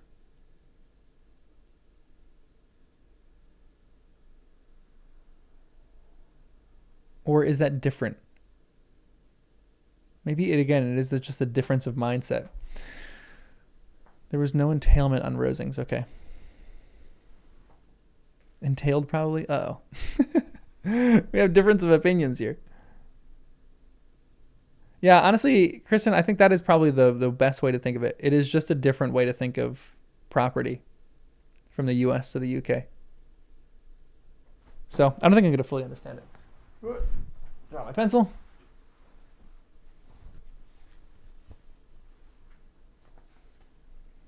Anybody knows if Rosings is already Anne's? Yeah, that would definitely get you shot in the U.S. Don't trespass on my property. Oh, El Dashwood. Okay, send me that El Dashwood video in the Discord. And if any of you guys want to join the Discord, it's filled with a lot of nerd stuff. So if anybody wants, give me a quick second. Invite people, copy. If anybody wants, we chat about Pride and Prejudice stuff there. So send me some of the videos that you guys have for El Dashwood. I don't want, just make sure they're spoiler free.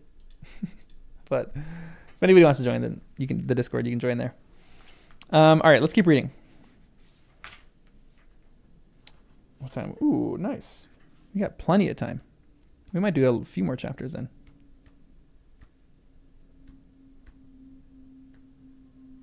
Maybe we'll go to 32.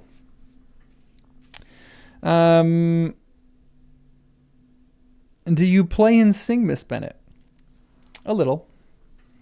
Oh, then sometime or other we shall be happy to hear you. Our instrument is a capital one, probably superior to. You shall try it someday. Probably superior to. She trails off.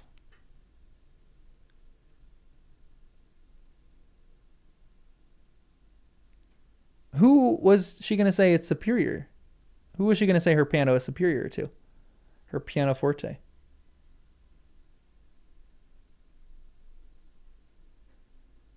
Probably superior to M dash.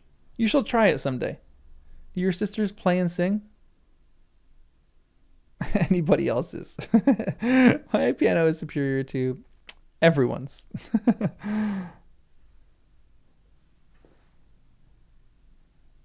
I don't think it's a dash for the. It's. I don't think so. Maybe it is. No, it's not longer than an M dash in my book, unfortunately.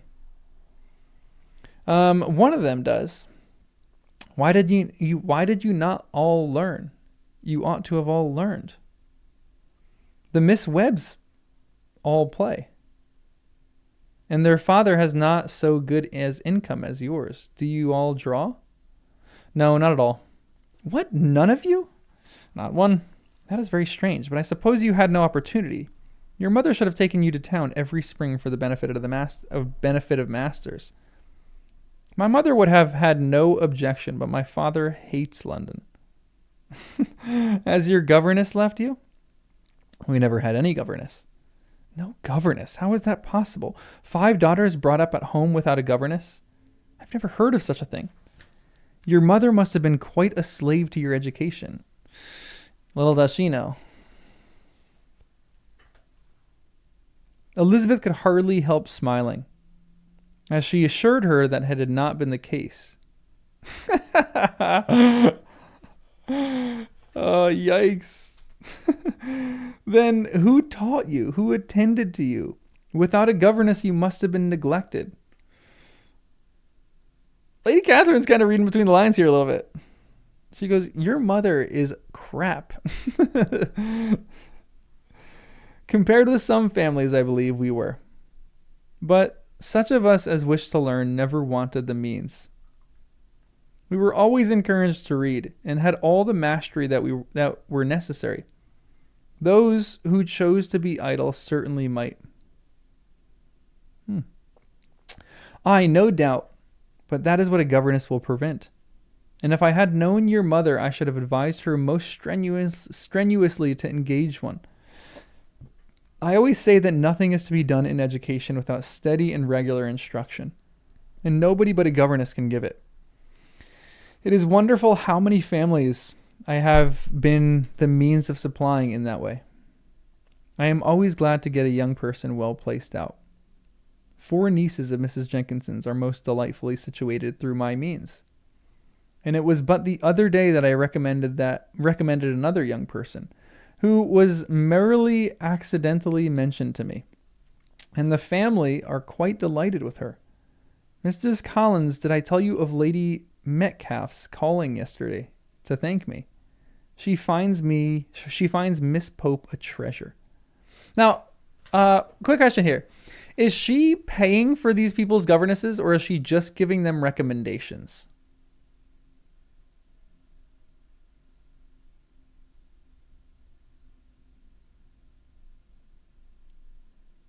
Oh, interesting. Leaving out proper names, dates, locations used to be a thing to make stories more general.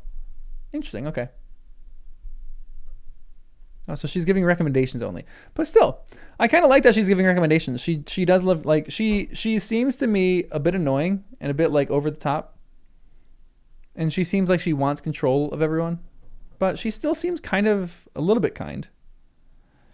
She's like, this is the way that you do things. Yeah, she's a massive micromanager for sure. If she was paying for these people, I would love that. I would be so thrilled with her. I would think she's great. She would become my favorite character if she was doing that.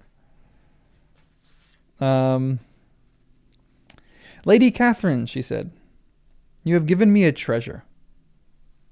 Are any of your younger sisters out, Miss Bennet?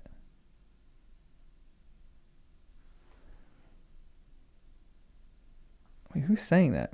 Lady Catherine, she said.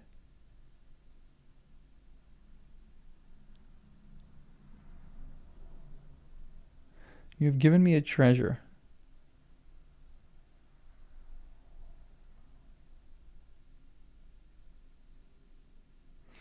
What?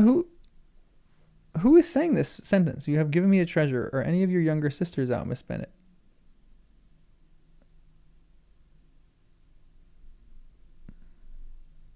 Oh, she's quoting what Miss Pope says? Oh, okay. That makes sense to me now. So sorry. It took me a little while. It's not punctuated correctly, actually.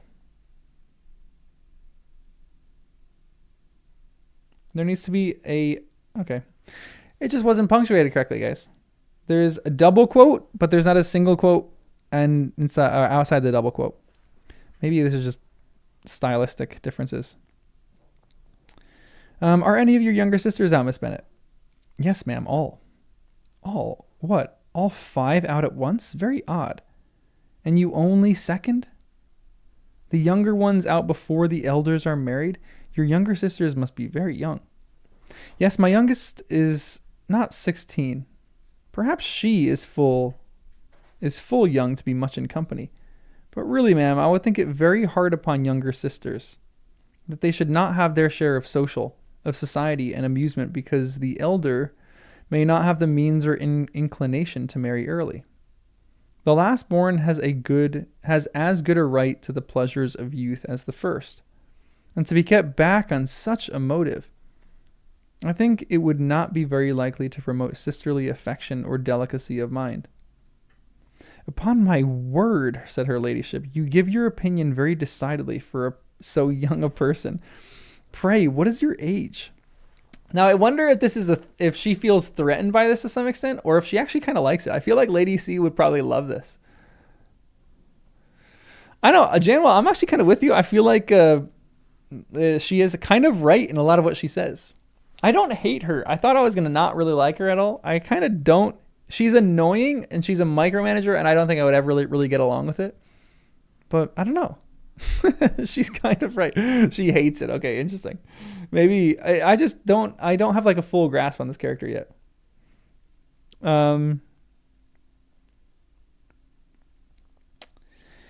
Lady Catherine, sorry, pray, what is your age? With 3 younger sisters grown up, replied Elizabeth, smiling, your ladyship can hardly expect me to own it. Lady Catherine seemed quite astonished at not receiving a direct answer. And Elizabeth suspected herself to be the first creature who had ever dared to trifle with so much dignified impertinence. Elizabeth's just having fun. And I think this is going to be a danger to her. And I think she's doing this because Darcy is in good relation with this woman. And she just wants to upset anybody in that circle.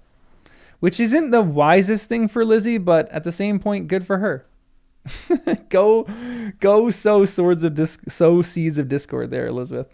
I don't mind that. You cannot be more than 20, I am sure.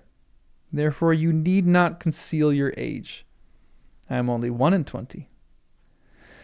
When the gentlemen had joined them, the tea was over, and the card tables were placed. Lady Catherine, Sir William, and Mr. and Mrs. Collins sat down to quadrille, and as Miss de Burgh chose to play at casino, the 2 girls had the honor of assisting Mrs. Jenkinson to make up her party. Their table was superlatively stupid. Scarcely a syllable was uttered that did not relate to the game, except when Mrs. Jenkinson expressed her fears of Mr. Burr's being too hot or too cold, or having too much or too little light. A great deal more passed at the other table. Lady Catherine was generally speaking, stating the mistakes of the other three, or relating some anecdote of herself. Mr. Collins was employed in agreeing to everything her ladyship said, thanking her for every fish he won, and apologizing if he thought he won too many. Sir William did not say too much. He was storing his memory with anecdotes and noble names. When Lady Catherine and her daughter had played as long as they chose, the tables were broke up. The carriage was offered to Mrs. Collins, gratefully accepted, and immediately ordered. The party then gathered round the fire to hear Lady Catherine determine what weather they were to have on the morrow. From these instructions they were summoned by the arrival of the coach, and with many speeches of thankfulness on Mr. Collins' side, and as many bows on Sir William's, they departed. As soon as they had driven from the door, Elizabeth was called on by her cousin to give her opinion of all that she had seen at Rosings, which, for Charlotte's sake, she made more favorable than it really was. But her recommendation, though costing her some trouble, could by no means satisfy Mr. Collins, and he was very soon obliged to take her ladyship's praise into his own hands.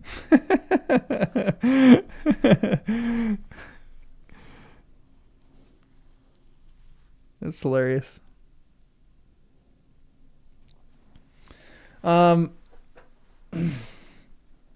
Okay, she's a micromanager. She's a bit annoying.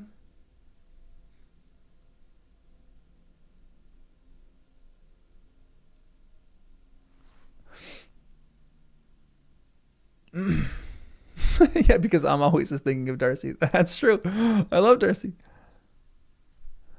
Yeah, I don't think she's consciously thinking of him but I do think that there isn't a level of like pettiness that she's doing to like. Maybe this is too much reading into her character for her pettiness, but I think that she does have a level of that, which she like is potentially liking a lot of other people like Wickham. Maybe Wickham is just generally a charming person, but I think her affection for Wickham kind of started because of their collected gossip of Darcy. Like, hell hath no fury like a woman scorned. That is the way I'm reading this novel. She was scorned, and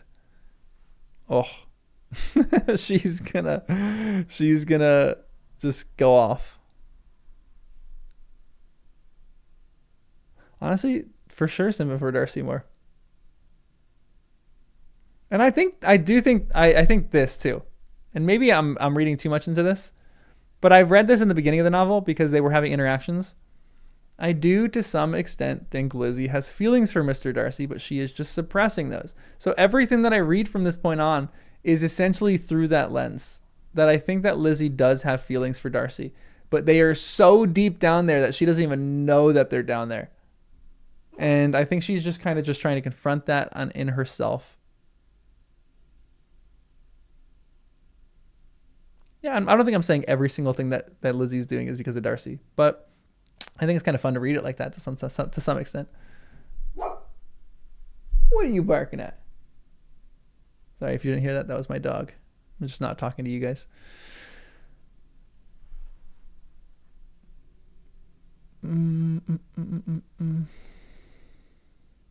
She has feelings, but not of love.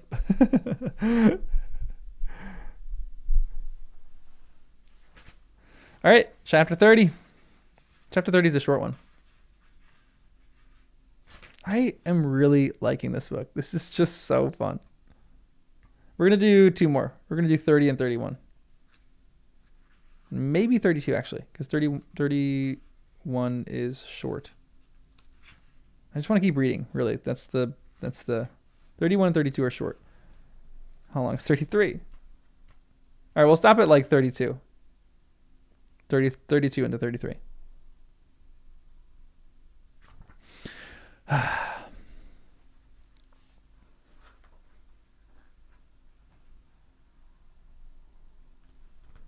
Well, yeah, I'm reading Modern Sensibilities into this, but that's what I do because I am modern. I don't understand Regency society as well as other people, but I still do think that to some extent Lizzie Lizzie, I don't know, not has a like affection for him or something like that. Something. Their conversation and flirtation makes me think that, yeah, Lizzie is almost like playing hard to get with him.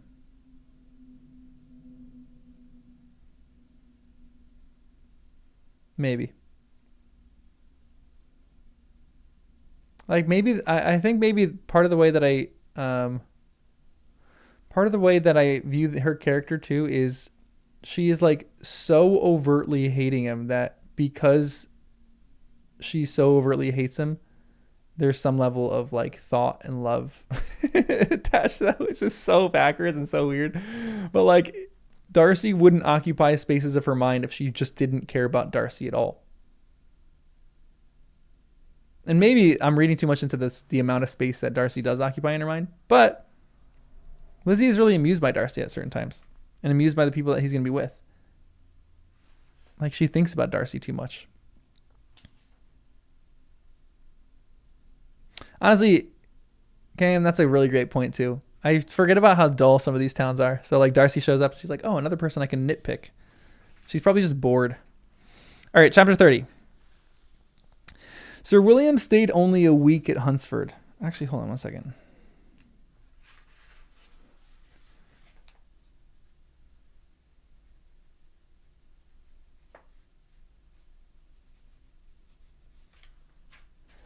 All right. Sir William stayed only a week at Hunsford, but his visit was long enough to convince him of his daughters being most comfortably settled, and of her possessing such a husband and such a neighbor as were not often met with. While Sir William was with them, Mr. Collins devoted his mornings to driving him out in his gig and showing him the country. But when he went away, the whole family returned to their usual employments, and Elizabeth was thankful to find that they did not see more of her cousin by the alteration. For the chief of the time between breakfast and dinner was now passed by him either at work in the garden or in reading and writing, and looking out of the window in his own book room, which fronted the road. He's looking for Lady Catherine. The room in which the lady sat was backwards. Elizabeth at first had rather wondered that Charlotte should not prefer the dining parlour for common use. It was a better sized room, and had a pleasanter aspect. But she soon saw that her friend had an excellent reason for what she did. For Mr. Collins would have undoubtedly have been much less in his own apartment had they sat in one equally lively. But she gave Charlotte credit for the arrangement. From the drawing room they could distinguish nothing in the lane, and they were indebted to Mr. Collins for the knowledge of what carriages went along.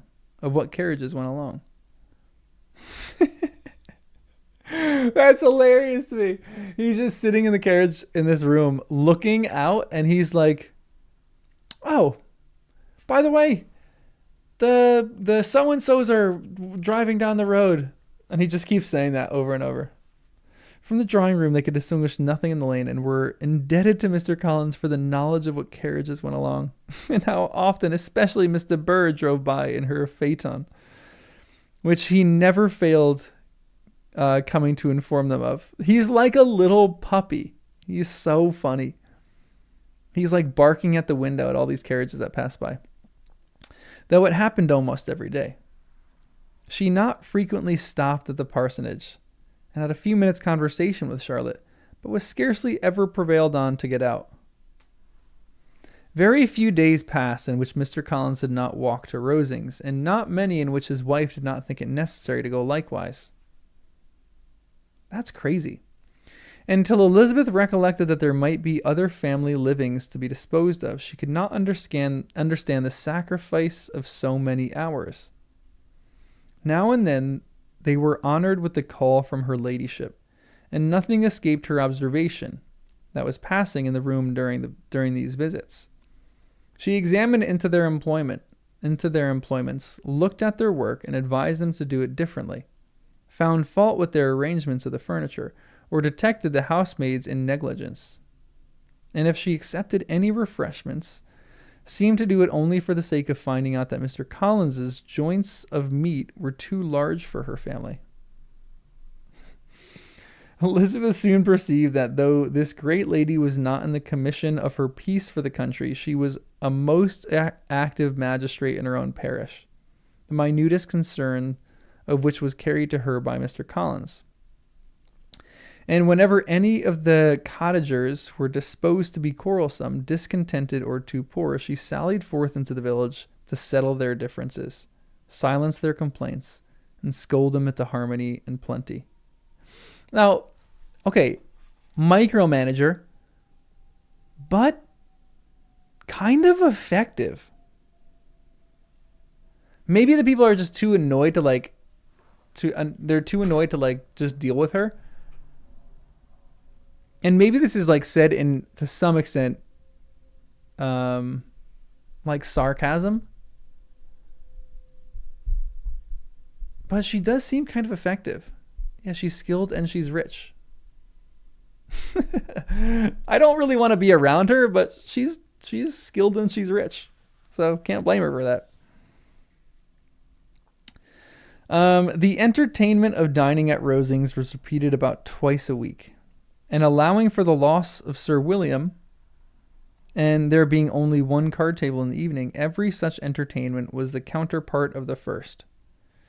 Their other engagements were few, as the style of living in the neighborhood in general was beyond the Collinses' reach.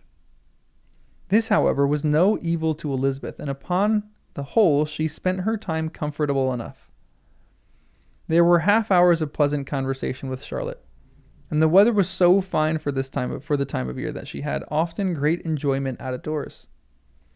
Her favorite walk, and where she frequently went while the others were calling on Lady Catherine, was along the open grove which edged that side of the park, where there was a nice sheltered path, which no one seemed to value but herself, and where she felt beyond the reach of Lady Catherine's curiosity. In this quiet way, the first fortnight of her visit soon passed away. The first fortnight? How long is she going to be there for? How long is a fortnight again? Is a fortnight 10 days? Yeah, she does say she's an expert. 2 weeks. Interesting. Okay.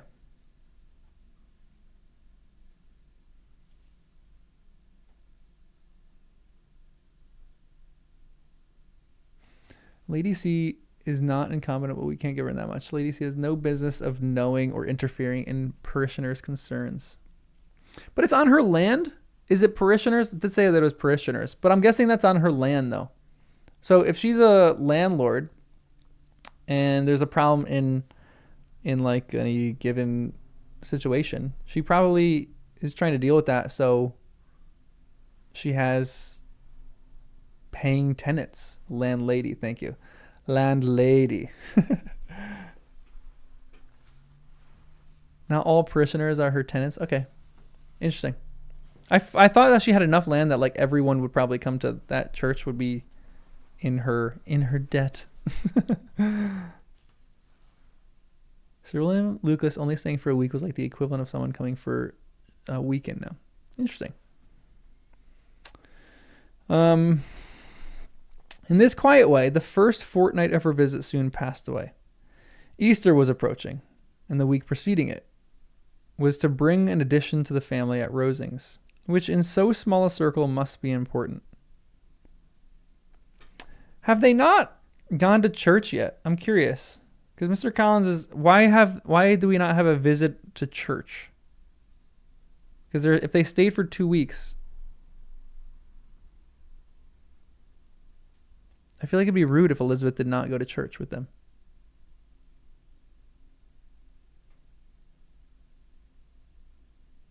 Wow, she has more than one parish in her holdings. That's actually crazy. Yeah, it's literally Mr. Collins' job. Maybe they're going every morning or something like that, and we just don't read it.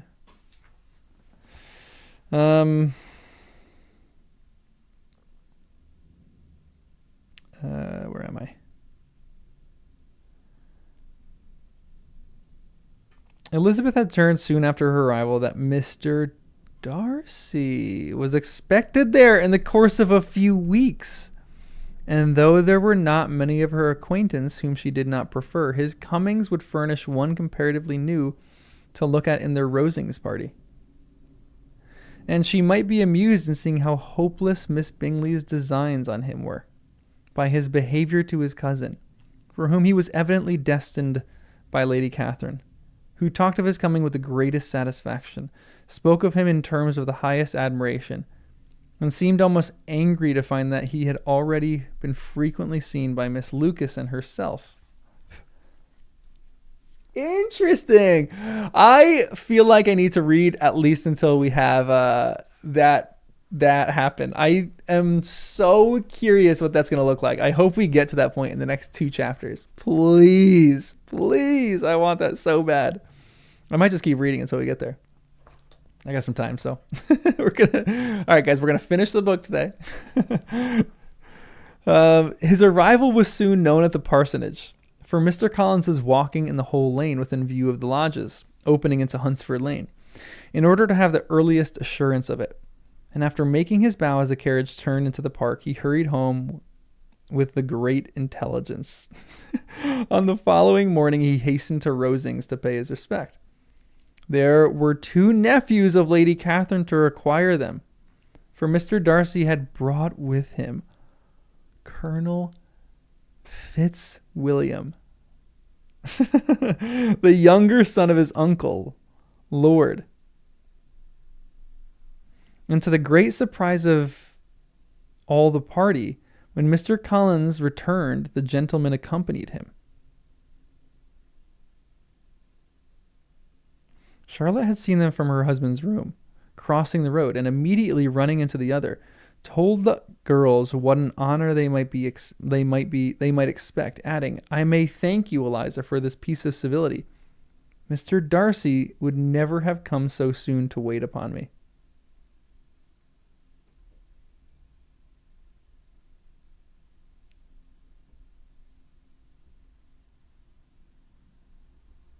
Huh.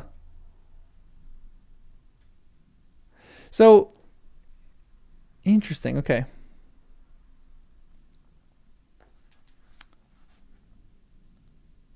That line throws me off a little bit. Why does is... okay, so Charlotte says, "I may thank you, Eliza, for this piece of civility. Mr. Darcy would never have come so soon to wait upon me." So Charlotte's for sure saying, hey, by the way, Mr. Collins is coming. He kind of likes you. She knows. Yeah, so Charlotte knows. I guess she's just like being a little flirtatious and a little like cute with her. But the idea, "I may thank you, Eliza, for this piece of civility."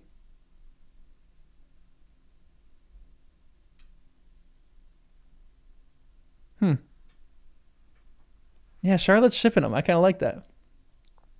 Colonel Fitzwilliam is a beloved character. All right, excellent. I like it. I'm excited to get to know him more. Charlotte's shipping these 2. I can't believe we're going to get this meeting already. This is fantastic. I love this. I hope they all have dinner together. I need another dinner party with them. Please give me another little dinner party with all of them. Piece of civility, coming soon to visit. Yeah, I know that. I am curious why. I'm it's just like a shipping line. They're just excited. Fitz Luna, thanks for the 7 CA.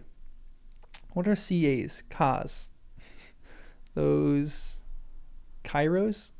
I don't know. Thank you, though. Darcy's theme music firing up. Canadian dollars. Duh. Thank you. Also, I will say, the soundtrack to Pride and Prejudice, the movie, is one of the greatest soundtracks of all time. I used to listen to it all the time when I was studying, and in college, and after college, and just listen to it all the time because it was great. Snow pesos.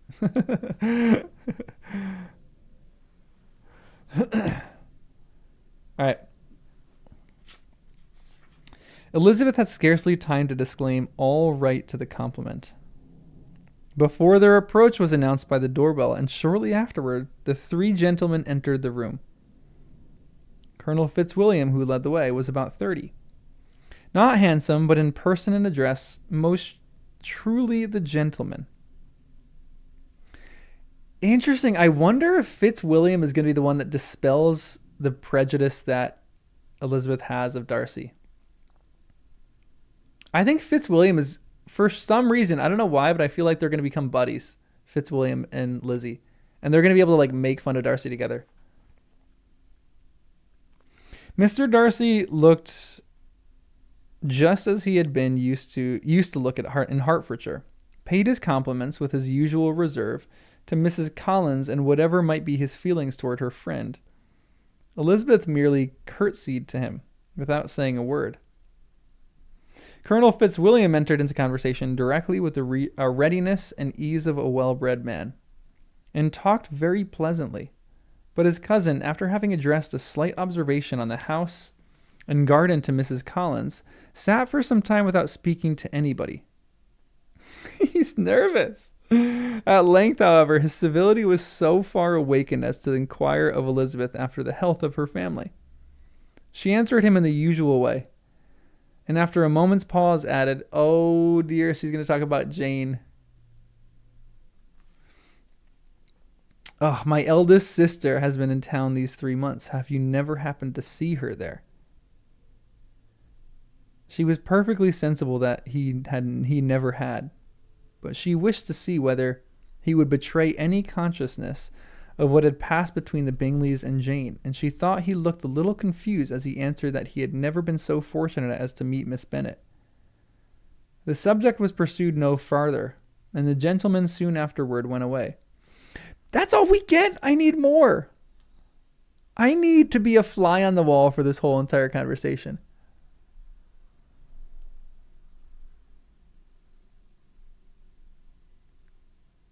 Bummed. Very bummed that I didn't get more of this conversation. But I'm sure the next chapters are going to have some more.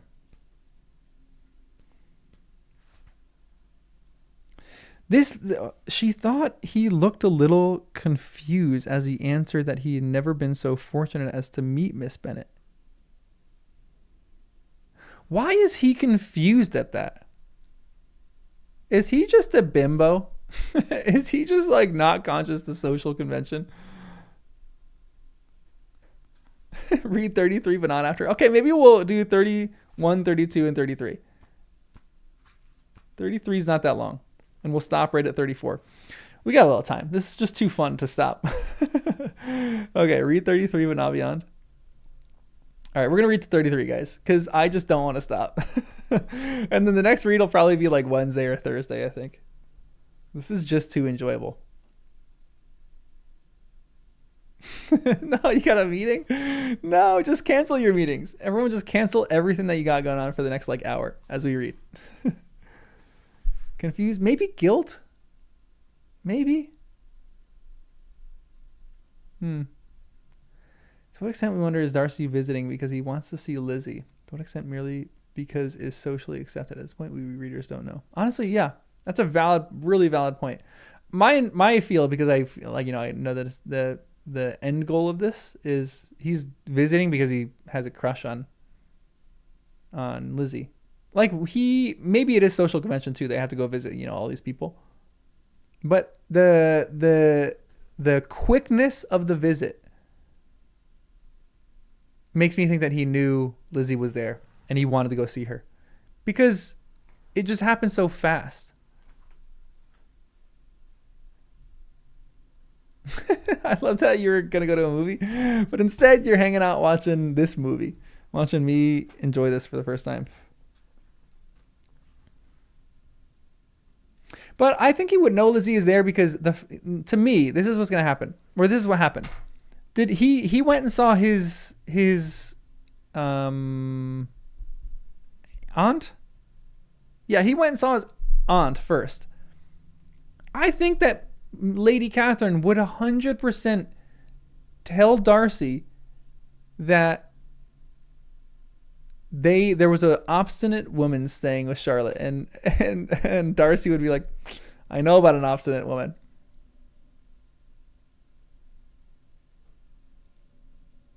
Collins would have told him for sure very quickly. But doesn't he go to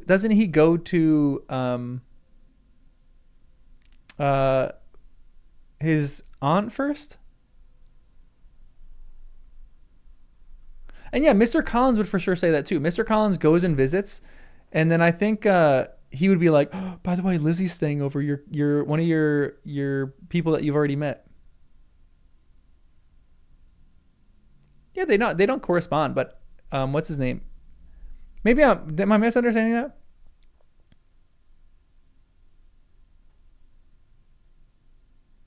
Maybe Lady C wrote to him asking if Lizzie was just impertinent at home. For sure. I feel like that's a very, very valid interpretation. And I think as soon as Darcy comes, Mrs. Lady Catherine is probably telling him all about this obstinate girl that he had dinner with. You know, I feel like there's a little bit. Oh, I'm not saying that Darcy came to Kent for Lizzie. I don't think that's at all like the case. I'm saying he's coming to the house for Lizzie. Maybe we're having totally different conversations here.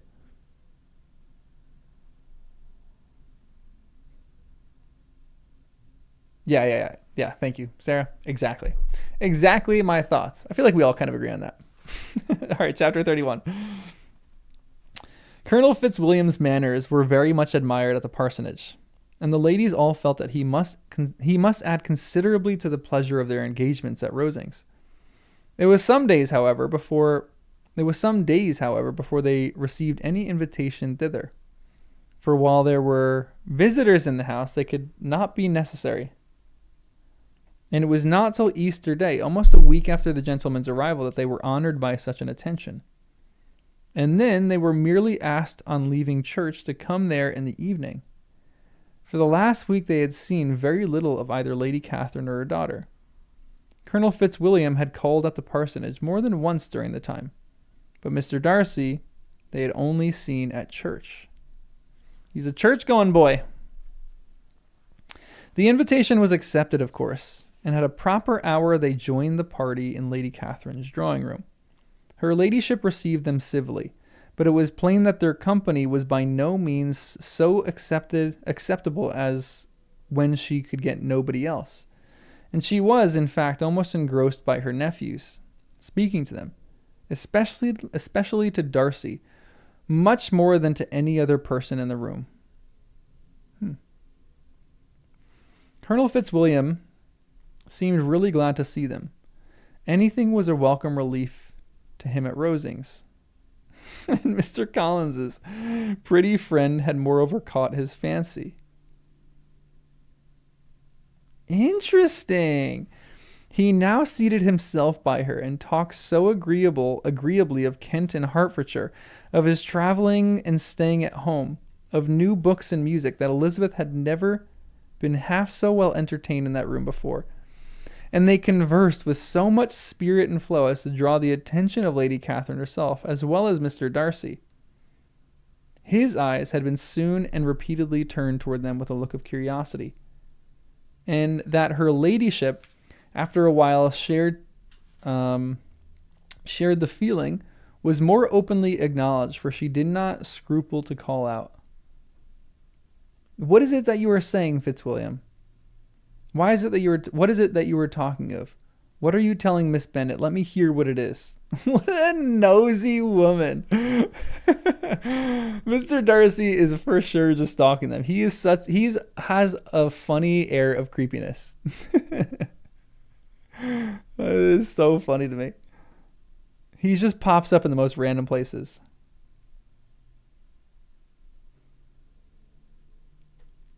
I like the images that are drawn here. This one is the three ladies at church, and then all of a sudden you just have Darcy sitting here just looking straight ahead. Yeah, he's a lurker. That is the best description of him. He's just always lurking on the sidelines. Just, hey guys, what are you guys talking about?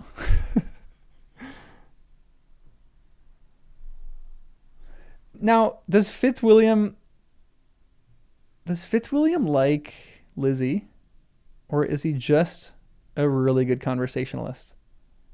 And will Darcy essentially be like, "Hey, stop talking to Lizzie because I have a crush on her." And he's the older? I think he's the older cousin. The younger son of his uncle. So we don't know if it's older or younger. Ooh, Fitzwilliam is who Wickham wishes he was. Honestly, yeah. Fitzwilliam is a few years older than Darcy. Interesting. Okay. Fizzy. Yeah, I'm gonna start reading him as Fizzy now. I wonder why he's 30 and he's not married. Maybe he is married. Darcy's 27. Interesting. So we got some age gaps here. "We are speaking of music, madam," said he, when no longer able to avoid a reply. I love that. He's trying to avoid a reply here. "Of music, then pray speak aloud. It is of all subjects my delight. I must have my share in the conversation if you are speaking of music. There are few people in England, I suppose, who have a more true enjoyment of music than myself. You know who does? Mr. Collins." Mr. Collins and Lady Catherine need to get hitched. Or a better natural taste. If I ever had learnt, I should have been a great proficient. And so would Anne if her health had allowed her to apply. I am confident that she would have performed delightfully. How does Georgiana get on, Darcy?" Mr. Darcy spoke with affectionate praise of her sister's proficiency. "I am very glad to hear such a good account of her," said Lady Catherine. "And pray tell her from me that she cannot expect to excel if she does not practice a great deal." She just thinks so highly of herself. Everything that anybody mentions, I could be like, "Oh yeah, I am thinking about becoming an airplane mechanic. Oh, I know everything about being an airplane mechanic. She need to teach you how to do this." You're like, shut up. You're not good at everything in life. You're just good at bossing people around and micromanaging and looking like you know what you're doing. And then it's annoying too because she's like, "Oh, if I practiced, I would have been so good at that." You're like, yeah, if anybody practiced, they'd be good at that. Just chill. "I assure you, madam," he replied, "that she does not need such advice. She practices very constantly. Can't read. So much the better. It cannot be done too much. And when I next write to her, I shall charge her to not neglect it on any account. I often tell young ladies that no excellence in music is to be acquired without constant practice." Lady Catherine and Mary would get along. "I have told Miss Bennet several times that she will never play really well unless she practice more.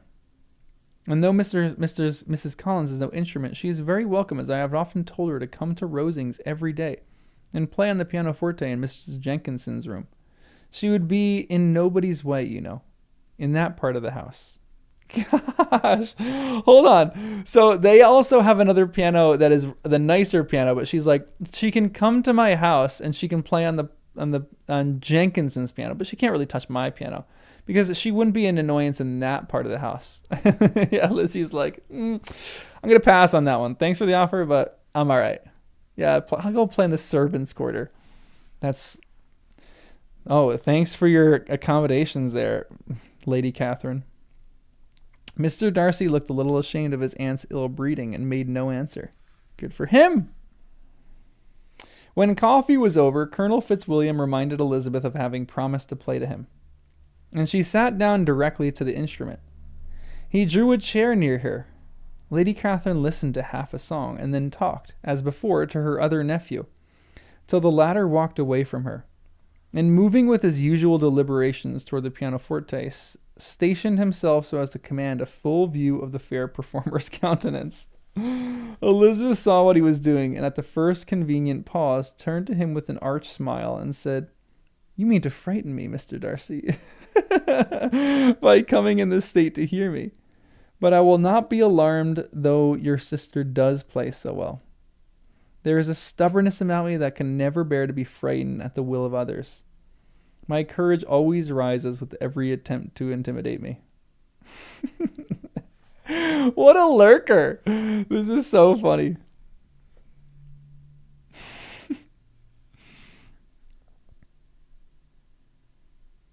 I guess lurking just runs in the family.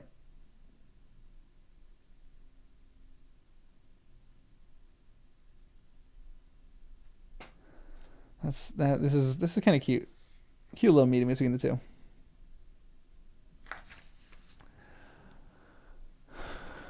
Your favorite Lizzie line? That is a great line. My courage always rises with every attempt to intimidate me. You mean to frighten me, Mr. Darcy, by coming in all this state to hear me. But I will not be alarmed, though your sister does play so well. There is a stubbornness about me that can never bear to be frightened at the will of others. My courage always rises with every attempt to intimidate me. I shall not say that you were mistaken, he replied, because you could not really believe me to entertain any design of alarming you, and I have had the pleasure of your acquaintance long enough to know that you find great enjoyment in occasion professing opinions which in fact are not your own. Elizabeth laughed heartily at this picture of herself and said to Colonel Fitzwilliam, your cousin will give you a very pretty notion of me, and teach you not to believe a word I say. I am particularly unlucky in meeting a person so well able to expose my real character in a part of the world where I had hoped to pass myself off with some degree of credit. Indeed, Mr. Darcy is very ungenerous in you to mention all that you knew to my disadvantage in Hertfordshire, and give me leave to say very impolitic too, for it is provoking me to retaliate, and such things may come out as will shock your relations to hear. I am not afraid of you, he said smilingly. Pray let me hear what you have to accuse him of, cried Colonel Fitzwilliam. I should like to know how he behaves among strangers. I'm not gonna lie, I love this conversation right now. This is so great. Yeah. What's going on, Fitzwilliam? You're my favorite cousin. I am not afraid of you, he said smilingly. Well, I want to start reading this conversation over because I just love this so much. Okay, I'm gonna start right here. When coffee was over, Colonel Fitzwilliam reminded Elizabeth of having promised to play to him, and she sat down directly to the instrument. He drew a chair near her.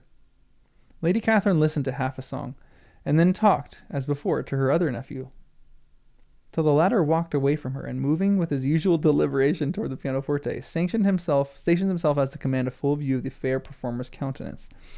Elizabeth saw what he was doing, and at the first convenient pause, turned to him with an arch smile and said, you mean to frighten me, Mr. Darcy, by coming in all this state to hear me. But I will not be alarmed, though your sister does play so well. There is a stubbornness about me that I can never bear to be frightened at the will of others. My courage always rises with every attempt to intimidate me. I shall not say that you were mistaken, he replied, because you could not really believe me to entertain any design of alarming you. And I have had the pleasure of your acquaintance long enough to know that you find great enjoyment in occasionally professing opinions which in fact are not your own. Elizabeth laughed heartily at this picture of herself and said to Colonel Fitzwilliam, your cousin will give you a very pretty notion of me, and teach you to not believe a word I say. I am particularly unlucky in meeting a person so well able to expose my real character in a part of the world where I hope to pass myself off with some degree of credit. Indeed, Mr. Darcy, it is very ungenerous in you to mention all that you know to my disadvantage in Hertfordshire, and to give me leave to say very impolitic too, for it is provoking me to retaliate, and such things may come out as will shock your relations to hear. I am not afraid of you, he said smilingly. He's kind of dopey. Pray let me hear that you have to accuse. Please let me hear what you have to accuse him of, cried Colonel Fitzwilliam. I should like to know how he behaves among strangers. You shall hear then, but prepare yourself for something very dreadful. The first time of my ever seeing him in Hertfordshire, you must know, was at a ball. And at this ball, what do you think he did? He danced only 4 dances. I am sorry to pain you, but it was so. He danced only 4 dances, though gentlemen were scarce, and to my certain knowledge, more than one young lady was sitting down in want of a partner. Mr. Darcy, you cannot deny the fact. I had not at that time the honor of knowing any lady in the assembly beyond my own party. True. This is great. This is so good. This to me reminds me of, to some extent, in Harry Potter, when they're confronting Snape in the 7th book, and Bellatrix is confronting Snape on everything that's happening, or in the 6th book, and they're trying to get back to she's asking all sorts of questions, and she's like going nuts. And this to me feels like that. This is hilarious to me. I had not at the time the honor of knowing any lady in the assembly beyond my own party. True, and nobody can ever be introduced in a ballroom. Well, Colonel Fitzwilliam, what do I play next? My fingers wait your orders. Perhaps, said Darcy, I should have judged better had I sought an introduction. But I am ill qualified to recommend myself to strangers. Should we ask your cousin the reason of this, said Elizabeth, still addressing Colonel Fitzwilliam. Shall we ask him why a man of sense and education who has lived in the world is ill qualified to recommend himself to strangers? My answer to that, because he's autistic. Because he has a level of social interaction that he just doesn't quite understand. Because I feel like he just doesn't understand certain social conventions. Maybe he does. Maybe he really does, and I'm just kind of totally misreading him. But this is so funny to me. And it's kind of like cute, but also like I'm a little nervous of what's going to happen. Yeah, they're both in tandem roasting Darcy, which I love. I wonder what his response is going to be. I don't think he's going to be offended here.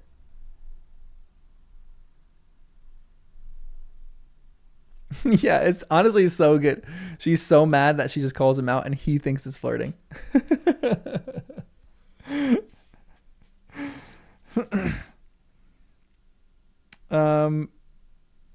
I can answer your question, said Fitzwilliam, without applying to him. It is because he will not give himself the trouble. I certainly have not the talent which some people possess, said Darcy, of conversing easily with those I have never seen before. I cannot catch their tone of conversation, or appear interested in their concerns, as I often see done. So relatable! I love this.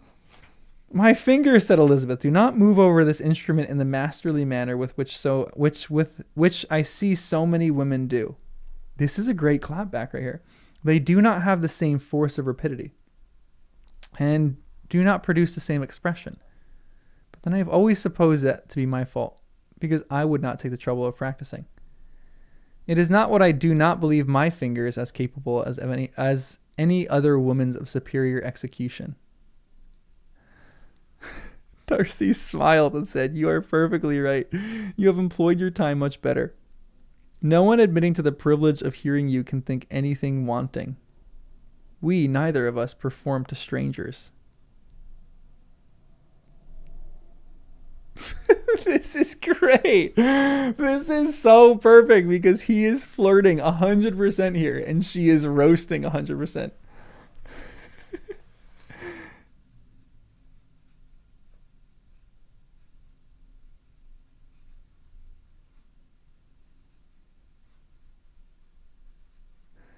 He just doesn't understand social cues. This is so funny. Honestly, yeah, pride can be blinding a little bit. Here they were interrupted by freaking Lady Catherine. I could read, guys, I could have read like that, the entire book just that conversation. I could read 50 more chapters of that conversation. Lady Catherine coming in and interrupting this is infuriating to me. I am so mad that freaking Lady Catherine comes in and interrupts this. Here they were interrupted by Lady Catherine, who called out to know what they were talking of. What a nosy woman. Elizabeth immediately began playing again. Lady Catherine approached, and after listening for a few minutes, said to Darcy, Miss Bennet would not play at all amiss if she practiced more, and could have the advantage of a London master. Ah.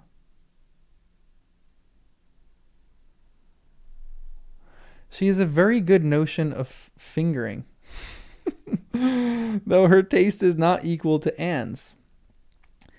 Anne would have been a delightful performer had her health allowed her to learn. Lady Catherine backs up Lizzie's self-evaluation. Yeah, Austen is so good at writing dialogue. I just want to stay in her dialogue forever. She's so good. Elizabeth looked at Darcy to see how cordially he assented to his cousin's praise, but neither at that moment nor at any other could she discern any symptom of love.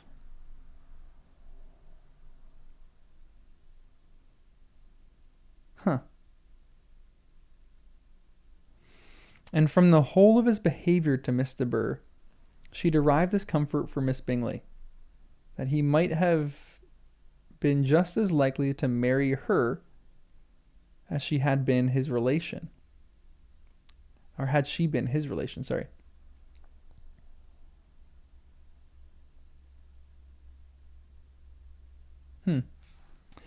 Lady Catherine continued her remarks on Elizabeth's performance, mixing them with many instructions on execution and taste. Elizabeth received them with the forbearance of civility, and at the request of the gentleman remained at the instrument till her ladyship's carriage was ready to take them all home.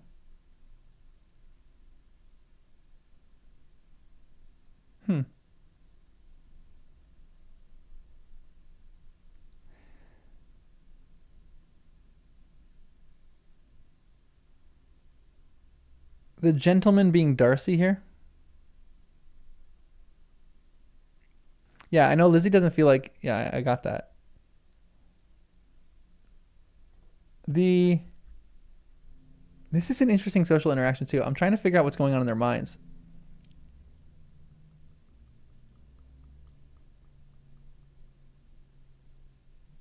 The gentleman, plural. Good. Thank you. That helps. Still trying to figure out what's going on in their mind. Because Lady Catherine's just like annoying. She's just commenting on, how she needs to practice more, yada yada yada. And both of the gentlemen, I think Darcy's like, I just want her to play because I can admire her more. And Fitzwilliam is like, I want her to play because this is going to give her joy later to think back on this conversation and see how much, like Fitzwilliam to me seems like her dad to some extent. Like just someone she can like playfully banter with and like make fun of someone with. And someone that is like out for his own amusement, but actually not out for his own amusement. He's like out for Elizabeth's amusement. He's like, I hope that she still plays the piano so that she has more things to think about and like make fun of later on. I feel like that's his motivation right now.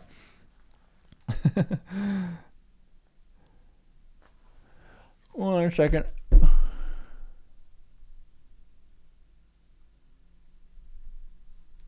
All right. Chapter 32.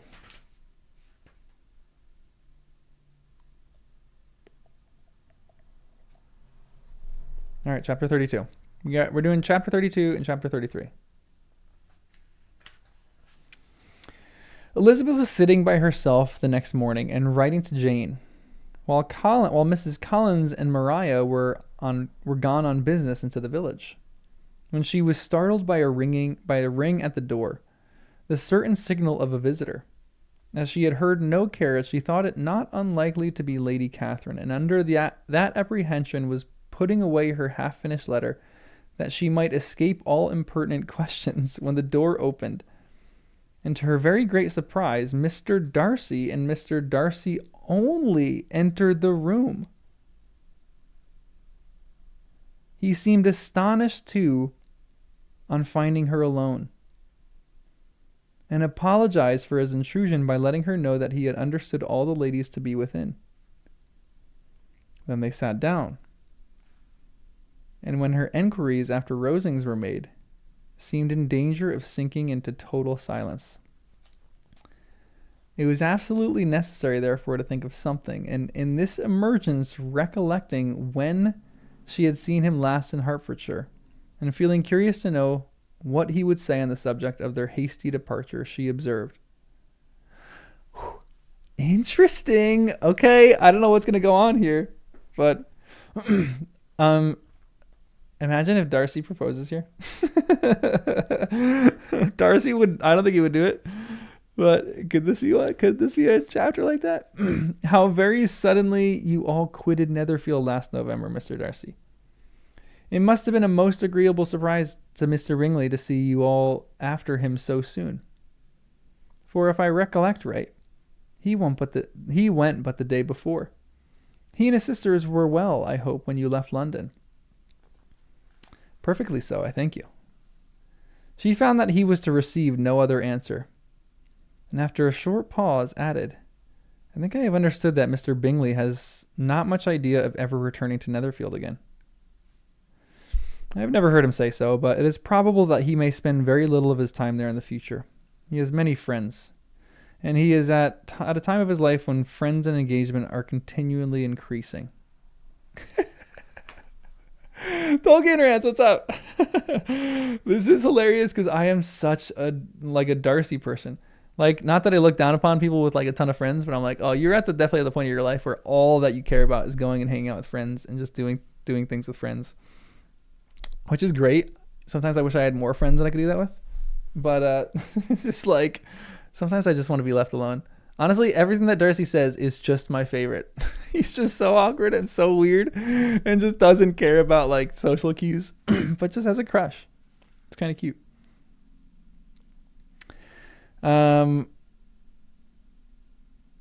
It means if he means to be but little at Netherfield, it would be better for the neighborhood that he should give up the place entirely, for then we might possibly get a settled family there. But perhaps Mr. Bingley did not take the house so much for the convenience of the neighborhood as for his own. And we must expect him to keep or quit it on the same principle. Excuse me. "I should not be surprised," said Darcy, "if he were to give it up as soon as any eligible purchase offers." Elizabeth made no answer. She was afraid of talking longer of his friend, and having nothing else to say, was now determined to leave the trouble of finding a subject to him. He took the hint, and Sue began with, "This seems a very comfortable house. Lady Catherine, I believe, did a great deal to it when Mr. Collins first came to Hunsford." "I believe she did. I am sure she could not have bestowed her kindness on a more grateful object." Mr. Collins appears very fortunate in his choice of a wife.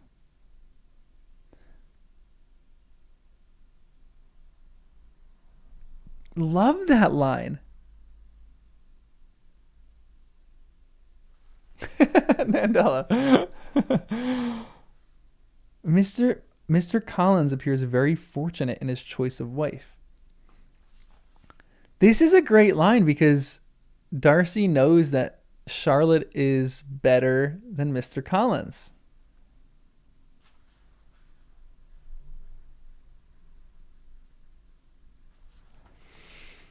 Yes, indeed, his friends may well rejoice in his having met with one of the very few sensible women who would have accepted him.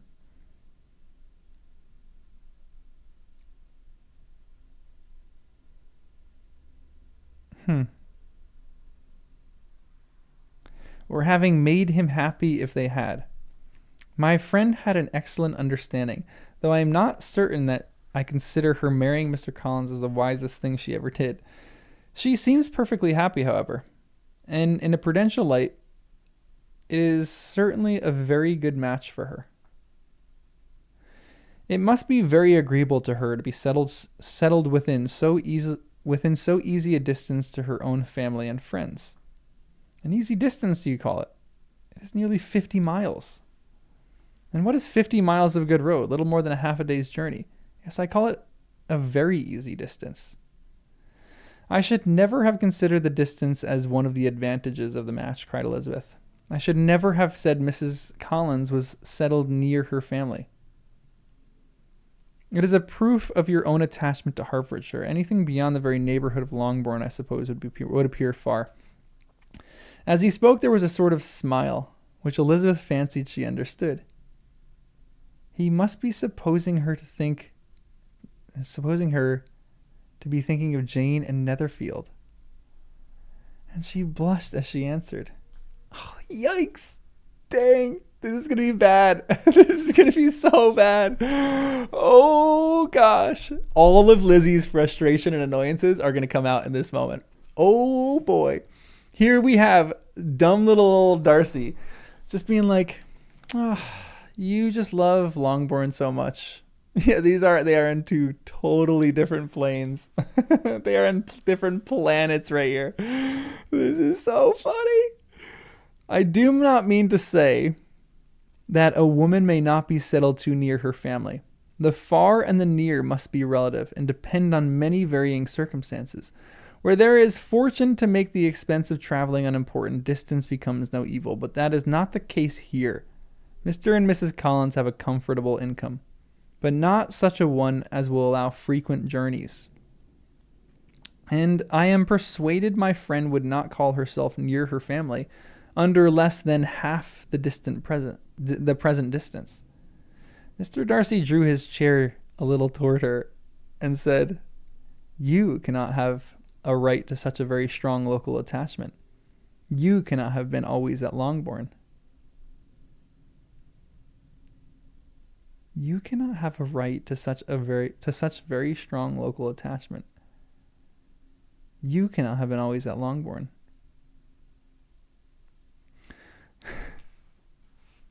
Elizabeth looked surprised. The gentleman experienced some change of feeling. He drew back his chair, took a newspaper from the table, and glancing over it, said in a colder voice, Are you pleased with Kent? Wait, what is going on here?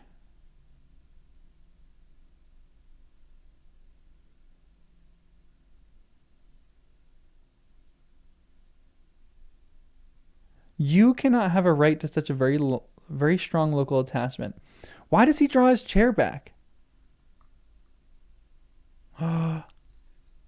Oh, I did not pick that up.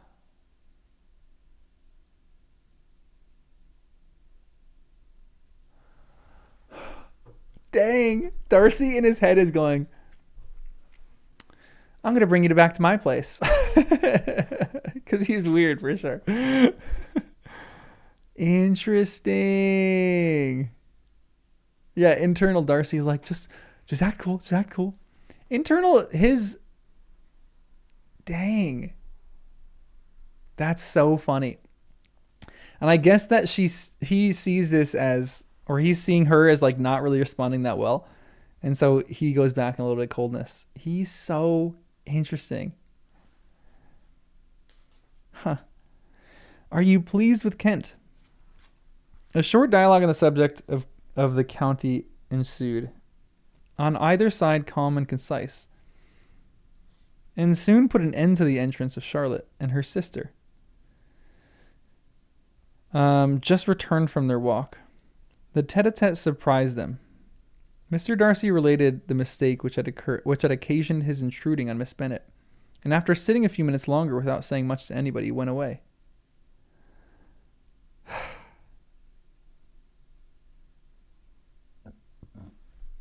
Poor guy, what a cutie. What can be the meaning of this, said Charlotte, as soon as he was gone.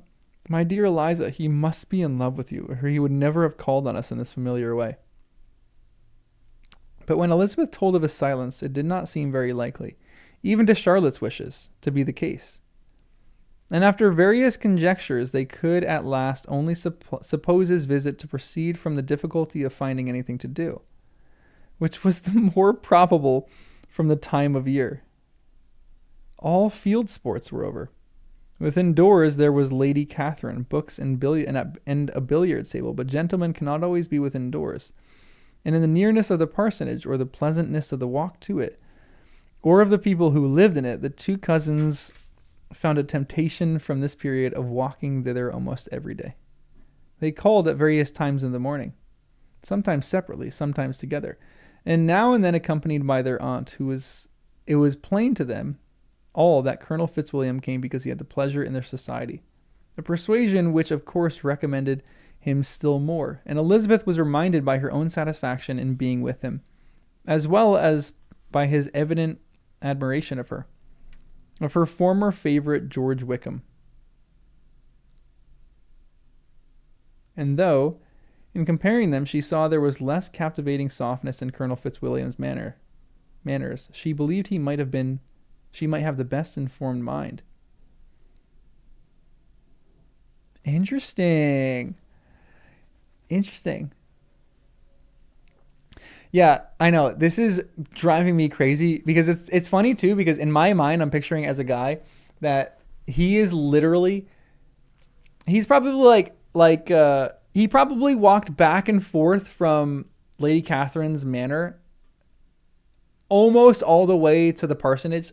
It had to be 20 times before he actually plucked up the courage to go there and actually to wait on them. Like someone as socially awkward as him, he is in his head so much thinking, okay, should I walk over there? What should I do? I'm so nervous. What do I do? I'm gonna suss out to see if she actually wants to move away from her house and see what she wants and see what her needs are. And I'm gonna try to flirt with her, but I don't really know how to flirt with her. He's so in his own head here. And they're like, oh, he's just bored. I'm like, no, dude, there is a path carved in the grass of how many times he walked back and forth right now. Yeah, in his mind, he's going, just be cool, just act normal for once in your life. Just act normal. And he can't do it.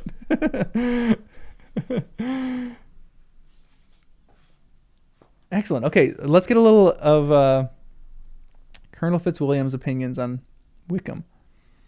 Elizabeth was reminded by her own satisfaction in being with him, as well as by his evident admiration of her former favorite George Wickham.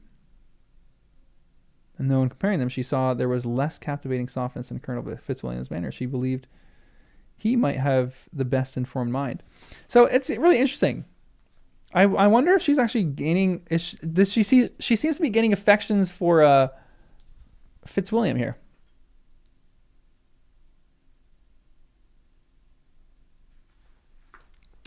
But why Mr. Darcy came so often to the parsonage, it was more difficult to understand. It could not be for society, as he frequently sat there 10 minutes together without opening his lips, and when he did speak, it seemed the effect of the necessity rather than of choice, a sacrifice of propriety, not a pleasure to himself. He seldom appeared really animated. Mrs. Collins knew not what to make of him. Colonel Fitzwilliams occasionally laughed at his stupidity, proved that he was generally different, which her own... Wait, hold on. He seldom appeared really animated. Mrs. Collins knew not what to make of him.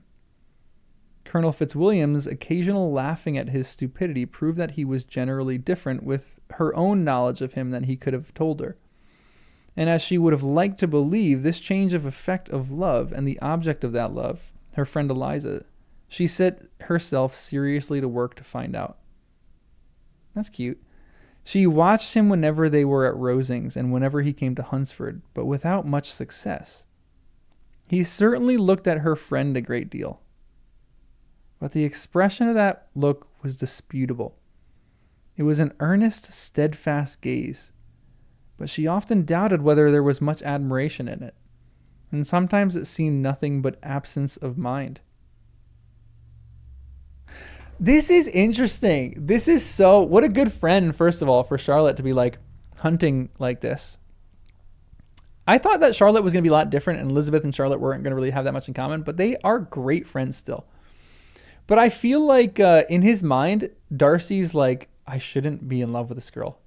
I can't. She's not sure. He's probably everyone in her family except for maybe Jane is insufferable. I can't stand all of them.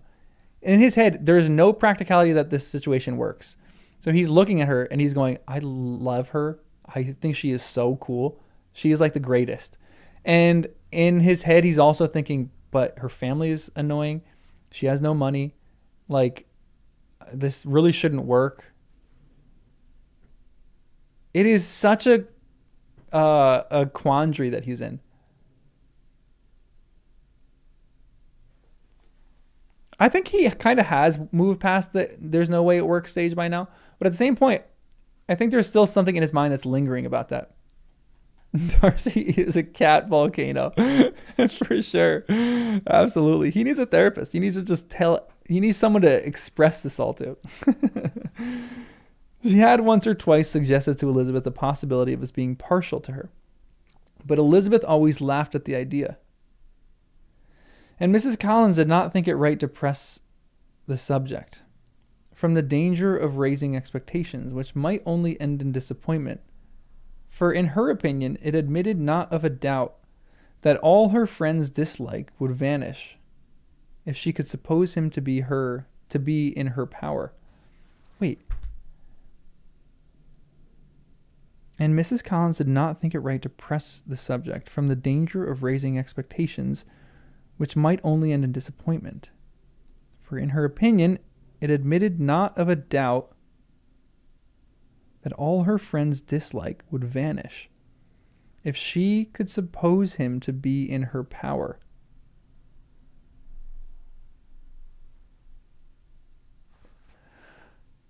Interesting. Yeah, he is already in Lizzie's power 100%, but Lizzie doesn't know that. If Lizzie knew that, if Lizzie knew how much this man was in the palm of her hand,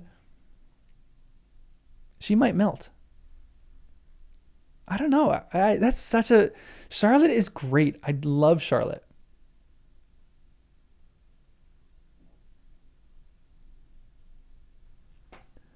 Charlotte, this is a great chapter for Charlotte. Great chapter.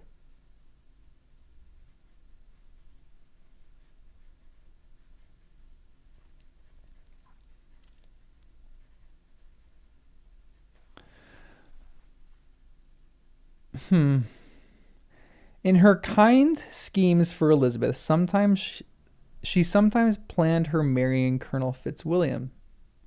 He was beyond comparison the pleasantest man, and certainly admired her, and his situation in life was most eligible. But to counterbalance these advantages, Mr. Darcy had considerable patronage in the church, and his cousin could have none at all.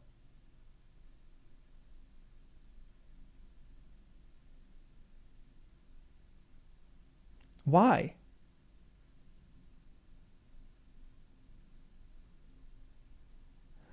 Why is that? Why could his cousin not have any patronage in the church?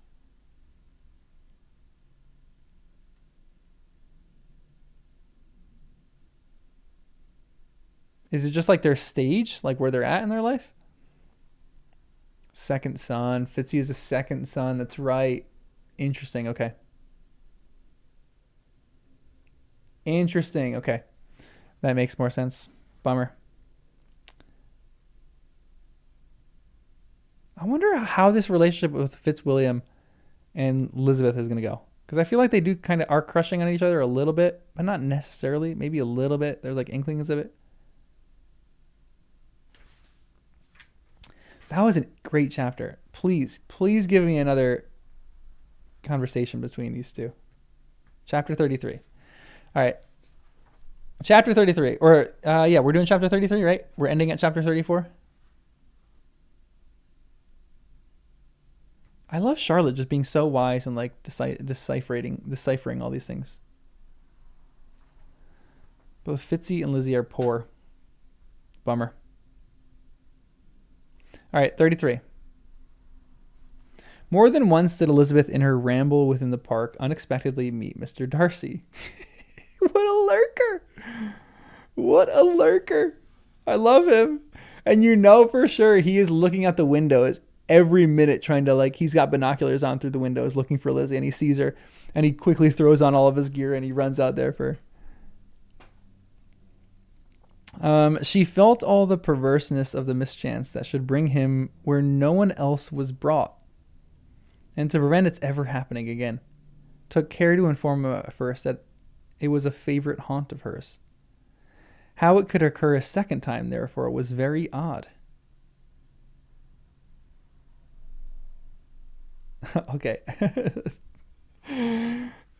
As a guy, you know he is clocking this in his head, and he's going, oh, this is a favorite haunt of hers, and I like her, so I'm going to show up at this place all the time. It's not stalking. It's noticing. I know Lizzie really needs to realize this. This is wild to me. How it could occur a second time was therefore very odd. Come on, Lizzie. Yet it did, and even a third. It seemed like willful ill nature or a voluntary penance, for on these occasions it was not merely a few formal inquiries and an awkward pause and then away, but he actually thought it necessary to turn back and walk with her. He never said a great deal, nor did she give herself the trouble of talking or of listening much. But it struck her in the course of their third rencontre that he was asking some odd, unconnected questions about her pleasure of being at Hunsford, her love of solitary walks, and her opinion of Mr. and Mrs. Collins's happiness, and that in speaking of Rosings and her not perfectly understanding the house, he seemed to expect that whenever she came to Kent again, she would be staying there too. His words seemed to imply it. Could he have Colonel Fitzwilliam in his thoughts? She supposed if he meant anything, he must mean an allusion to what might arise in that quarter. It distressed her a little, and she was quite glad to find herself at the gate in the pales opposite the parsonage. Come on, Lizzie, open your eyes here.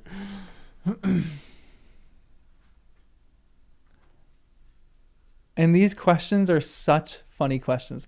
I'm curious, when you guys were first reading this, if you didn't know the movies or anything else that was happening before this, when did you think that Darcy really just genuinely had a crush on her? Because these questions that he's asking her are so pointed. Her pleasure at being at Hunsford, aka, would you mind moving away from there? Do you think that, you wouldn't mind moving away? Her love of solitary walks. I love solitary walks too. Would you mind having a partner with you in solitary walks, and could we walk in solitariness together? Number 3, and her opinion of Mr. and Mrs. Collins' happiness. Let's look at other people's inconsistencies and talk about other people's inconsistencies, because that's what we have in common, and this is what I want to do with the rest of my life with you. Those are what he's also saying. This is great.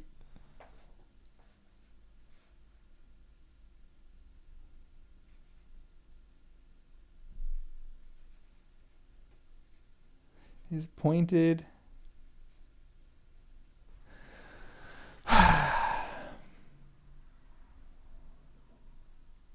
You were 11 your first read, so you were oblivious. That's so funny. When she came to visit Jane. Interesting.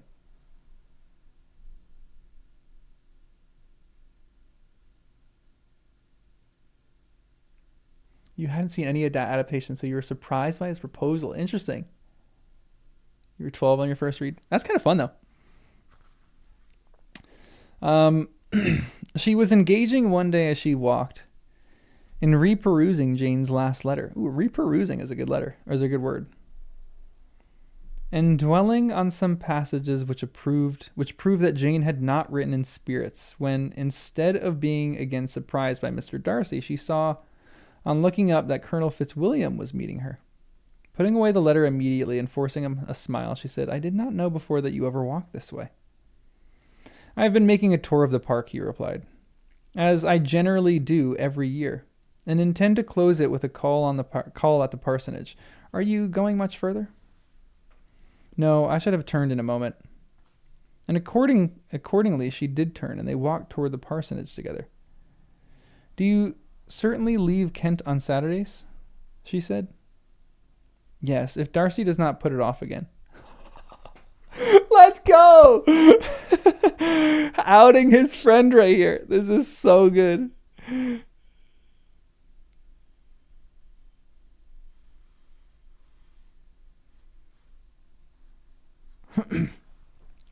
But I am at his disposal. He arranges the business just as he pleases. And if not able to please himself in the arrangement, he has at least great pleasure in the power of choice. I do not know anybody who seems to more enjoy the power of doing what he likes than Mr. Darcy. He likes to have his own way very well, replied Colonel Fitzwilliam. But so we all do.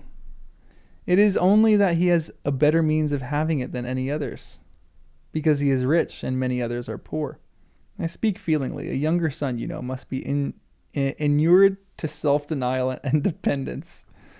In my opinion, the younger son of an earl can know very little of either. Now, seriously, what have you ever known of self-denial and dependence? When have you been prevented by want of money from going wherever you choose or procuring anything you had a fancy for? These are home questions. And perhaps I cannot say that I have experienced many hardships on that nature. But in matters of greater weight, I may suffer from the want of money. Younger sons cannot marry where they like, unless where they like women of fortune, which I think they very often do. Dang. Okay. Yikes.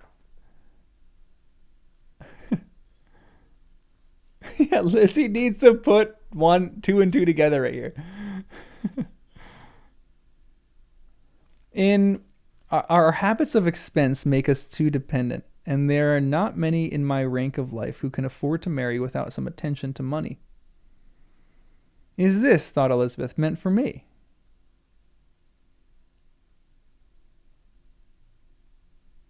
This is wild. And she colored at the idea, but recovering herself, said in a lively tone, "And pray, what is the usual price of an earl's younger son? Unless the elder brother is very sickly, I suppose you would not ask above 50,000 pounds. He answered her in the same style, and the subject dropped. To interrupt a silence which might make him fancy her affected with what had passed, she soon afterwards said, "I imagine your cousin brought you down with him chiefly for the sake of having somebody at his disposal. I wonder, does he not marry?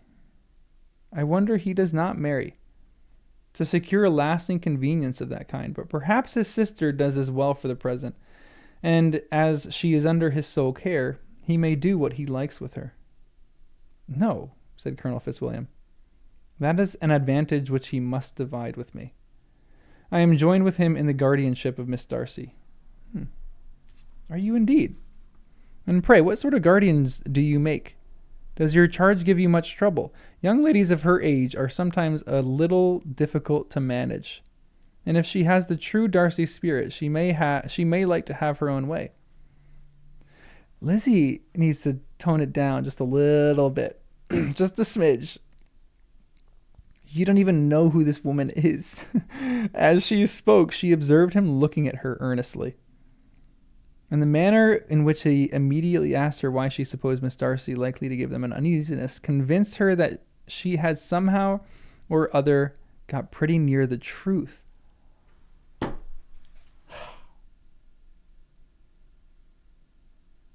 Come on, Lizzie. This is driving me crazy. She directly replied, "You need not be frightened. I never heard any harm of her.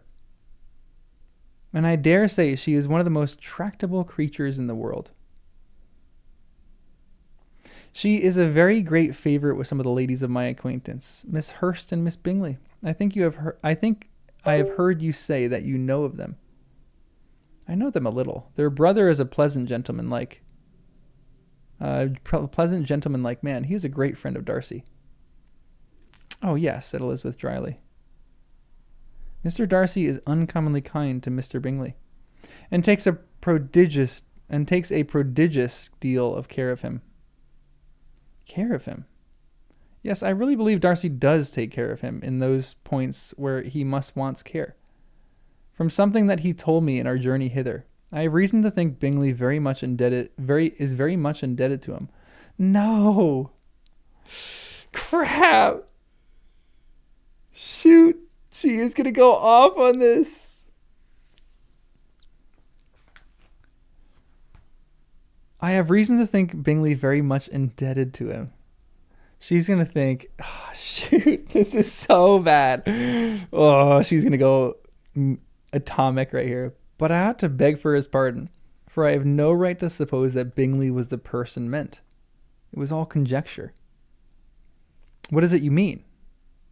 It is a circumstance which Darcy, of course, would not wish to be generally known, because if it were to get around to the lady's family, it would be an unpleasant thing.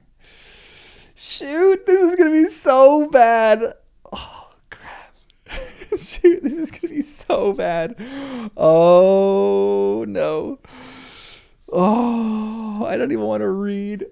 I'm so terrified.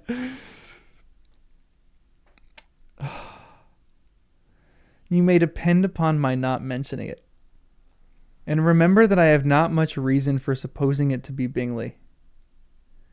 What he told me was merely this, that he congratulated himself on having lately saved a friend from the inconveniences of a most imprudent marriage, but without mentioning names or any other particulars, and I only suspected it to be Bingley from believing him the kind of young man to get into a scrape of that sort, and from knowing them to have been together the whole of last summer.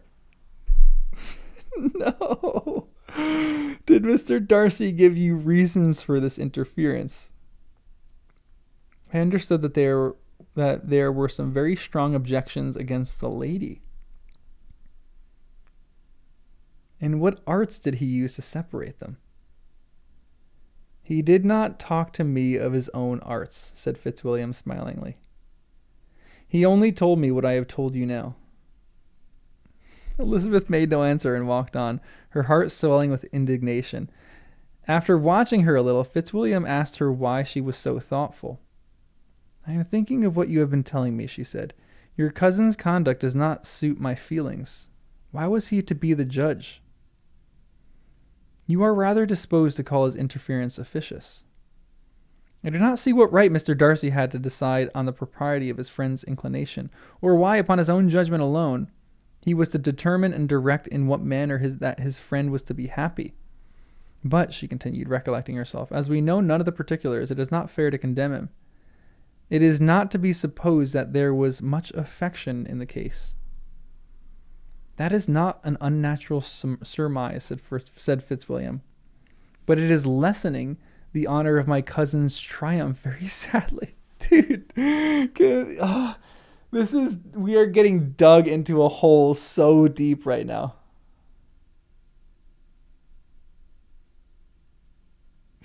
Yeah, I'm sure she'll ask him about it and explain himself reasonably. Oh, come on. The sad thing is I think he's trying to put a good word for Darcy here. Honestly, I think he is. I think he's like speaking, I don't think he knows the situation, but I think he's like speaking too much of this because he's like, oh, he's such a good guy. So he's trying to like, I think Fitzwilliam is like honestly trying to like, maybe Darcy has told Fitzwilliam that he likes Lizzie, and Darcy's like, oh, I'm going to go put her in your good vision now.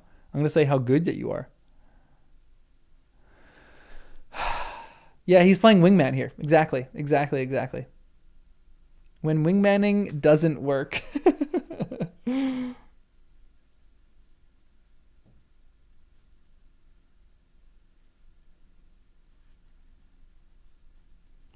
When being a wingman backfires.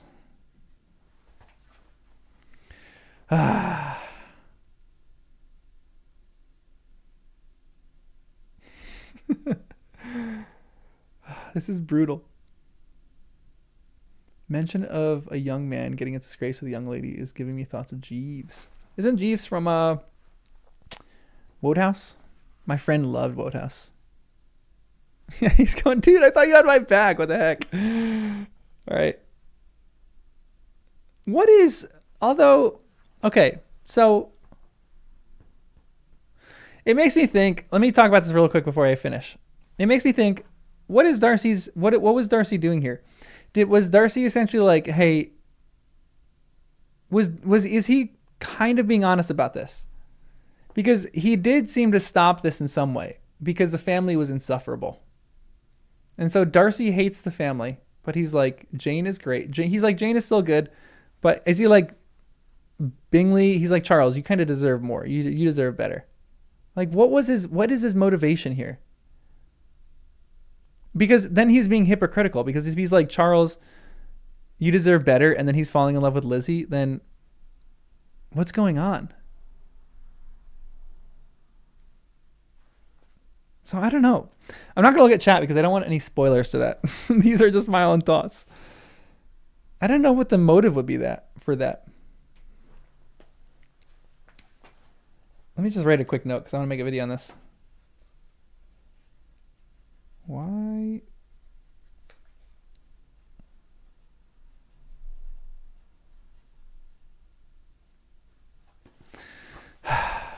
All right. So I'm going to keep reading. This was spoken jestingly, but it appeared to her so just a picture of Mr. Darcy, that she would not trust herself with an answer, and therefore abruptly changing the conversation, talked on indifferent matters till they reached the parsonage. There, shut into her own room, as soon as their visitors left them, she could think without interruption of all that she had heard. It was not to be supposed that any other people could be meant than those with whom she was connected. There could not exist in the world two men over whom Mr. Darcy could have such boundless influence. That he had been concerned in the measures taken to separate Mr. Bingley and Jane, she had never doubted. But she had always attributed to Miss Bingley the principal design and arrangement of them. If his own vanity, however, did not mislead him, he was the cause. His pride and caprice were the cause of all that Jane had suffered, and continued still to suffer. He had ruined for a while every hope of happiness for the most affectionate, generous heart in the world, and no one could say how lasting an evil he might have afflicted. There were some very strong objections against the lady, were Colonel Fitzwilliam's words, and these strong objections probably were her having one uncle who was a country attorney and another who was in business in London. Sorry, I'm circling a bunch of stuff. To Jane herself, she exclaimed, there could be no possibility of objection, all loveliness and goodness as she is. Her understanding excellent, her mind improved, and her manners captivating. Neither could anything be urged against my father, who, though with some peculiarities, has ability which Mr. Darcy himself need not disdain, and respectability which he will probably never reach. When she thought of her mother, indeed, her confidence gave way a little, but she would not allow any objections. There had material weight with Mr. Darcy, whose pride, she was convinced, would receive a deeper wound from the want of importance in his friends' connections than from their want of sense, and she was quite decided at last that she had been partly governed by this worst kind of pride, and partly by the wish of retaining Mr. Bingley for his sister. The agitation and tears which the subject occasioned brought on a headache, and it grew so much worse toward the evening, added to her unwillingness to see Mr. Darcy, was determined her not to attend her cousins to Rosings, where they were engaged to drink tea. Mr. Collins, seeing that she was really unwell, did not press her to go, and as much as possible prevented her husband from passing her. But Mr. Collins could not conceal his apprehension of Lady Catherine being rather displeased by her staying at home. Shut up, Collins. Ay. All right. Wow. So much to think about. So much going on. People need to sit in a room and have a conversation together. We would solve so many problems if people would just ask each other what they meant by things. But that's not really true to real life either. Oh no, there's a train wreck in the next chapter. Yikes. Don't panic. She will calmly ask for an explanation, won't she? I doubt that. I don't think Lizzie has that in her nature right now. He doesn't have to. Colonel Fitzwilliam knows well enough to see that he's head over heels.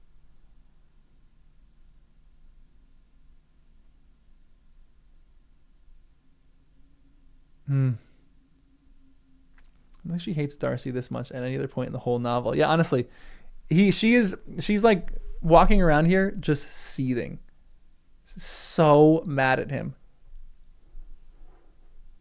So I'm sure I wonder if she's actually going to pluck up the courage to go to Rosings right now. And I wonder if she's going to be like, just give him a piece of her mind in front of Lady Catherine. I don't know what happens. I'm so curious. I am so curious. I want to read chapter 34, but I won't. We're going to read chapter 34 on Wednesday, I think. I want to read this sooner than later, so I think I'm going to do it on Wednesday. I think I have time on Wednesday. So I'm going to make a few videos, and then we'll publish that on Wednesday. And then I'm still working on the channel, like open up membership and stuff like that. But thanks for the donations, guys. I appreciate it. You guys are so kind. Yeah, I won't make you guys wait a whole week. I definitely won't do that for these reads. For the book club stuff, for this channel, we're going to do reads as often as we can. I just have to get a bunch of work done later today and then tomorrow. And then I should be free on... Yeah,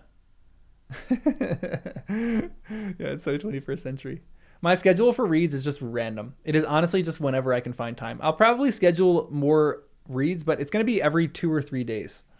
So it's usually going to be twice a week. And it's just kind of whenever I have time. And it's generally going to be in the mornings, but I will probably switch it up every once in a while and do some evening reads and stuff like that when I have time. So I'm pretty pumped for that, but I just got a bit of work to get done. So Wednesday morning, I should be a bit more free, and then we'll carry it into there. Yeah, I'll probably do some evening reads too, so it might be easier for you guys. The morning reads just work for me a little bit, but I probably will do some afternoon and evening reads just so it works with some other people's schedules if you guys want. Mornings, yeah. Well, mornings, I'm like right outside of New York City, so I'm Eastern Standard Time.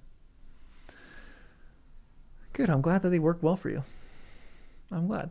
I probably won't do crazy late because then it doesnn't really work. I won't do like a 7 or 8 o'clock reading at night. That just doesn't work too well for most people.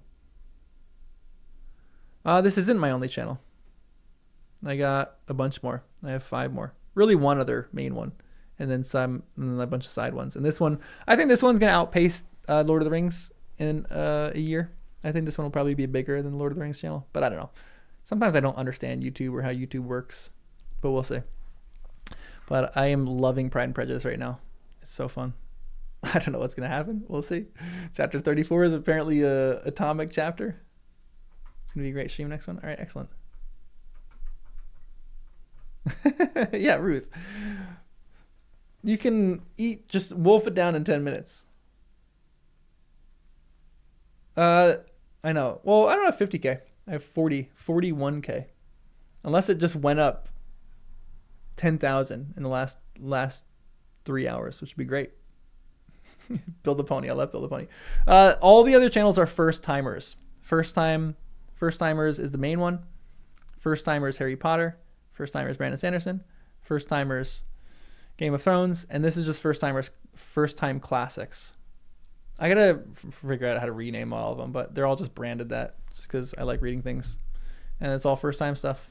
So except for Harry Potter, which I've read 20 times. I don't know why I've called it first timers. It's just like the brand of it. Anyway, all right, guys, I'm gonna jump off. I'm gonna go get some work done. This is a really fun read. I really love this. This is so fun. Thanks for hanging out with me while I read this, guys. And I'll see you guys on Wednesday. I'll see you guys in other videos before that, but I'll see you guys on Wednesday when we crack this open again. Yeah, the channel has changed its name way too many times. All right, guys. Have a good day. Peace out. I'm 27 years old. I've no money and no prospects. I'm already a burden to my parents. And I'm frightened.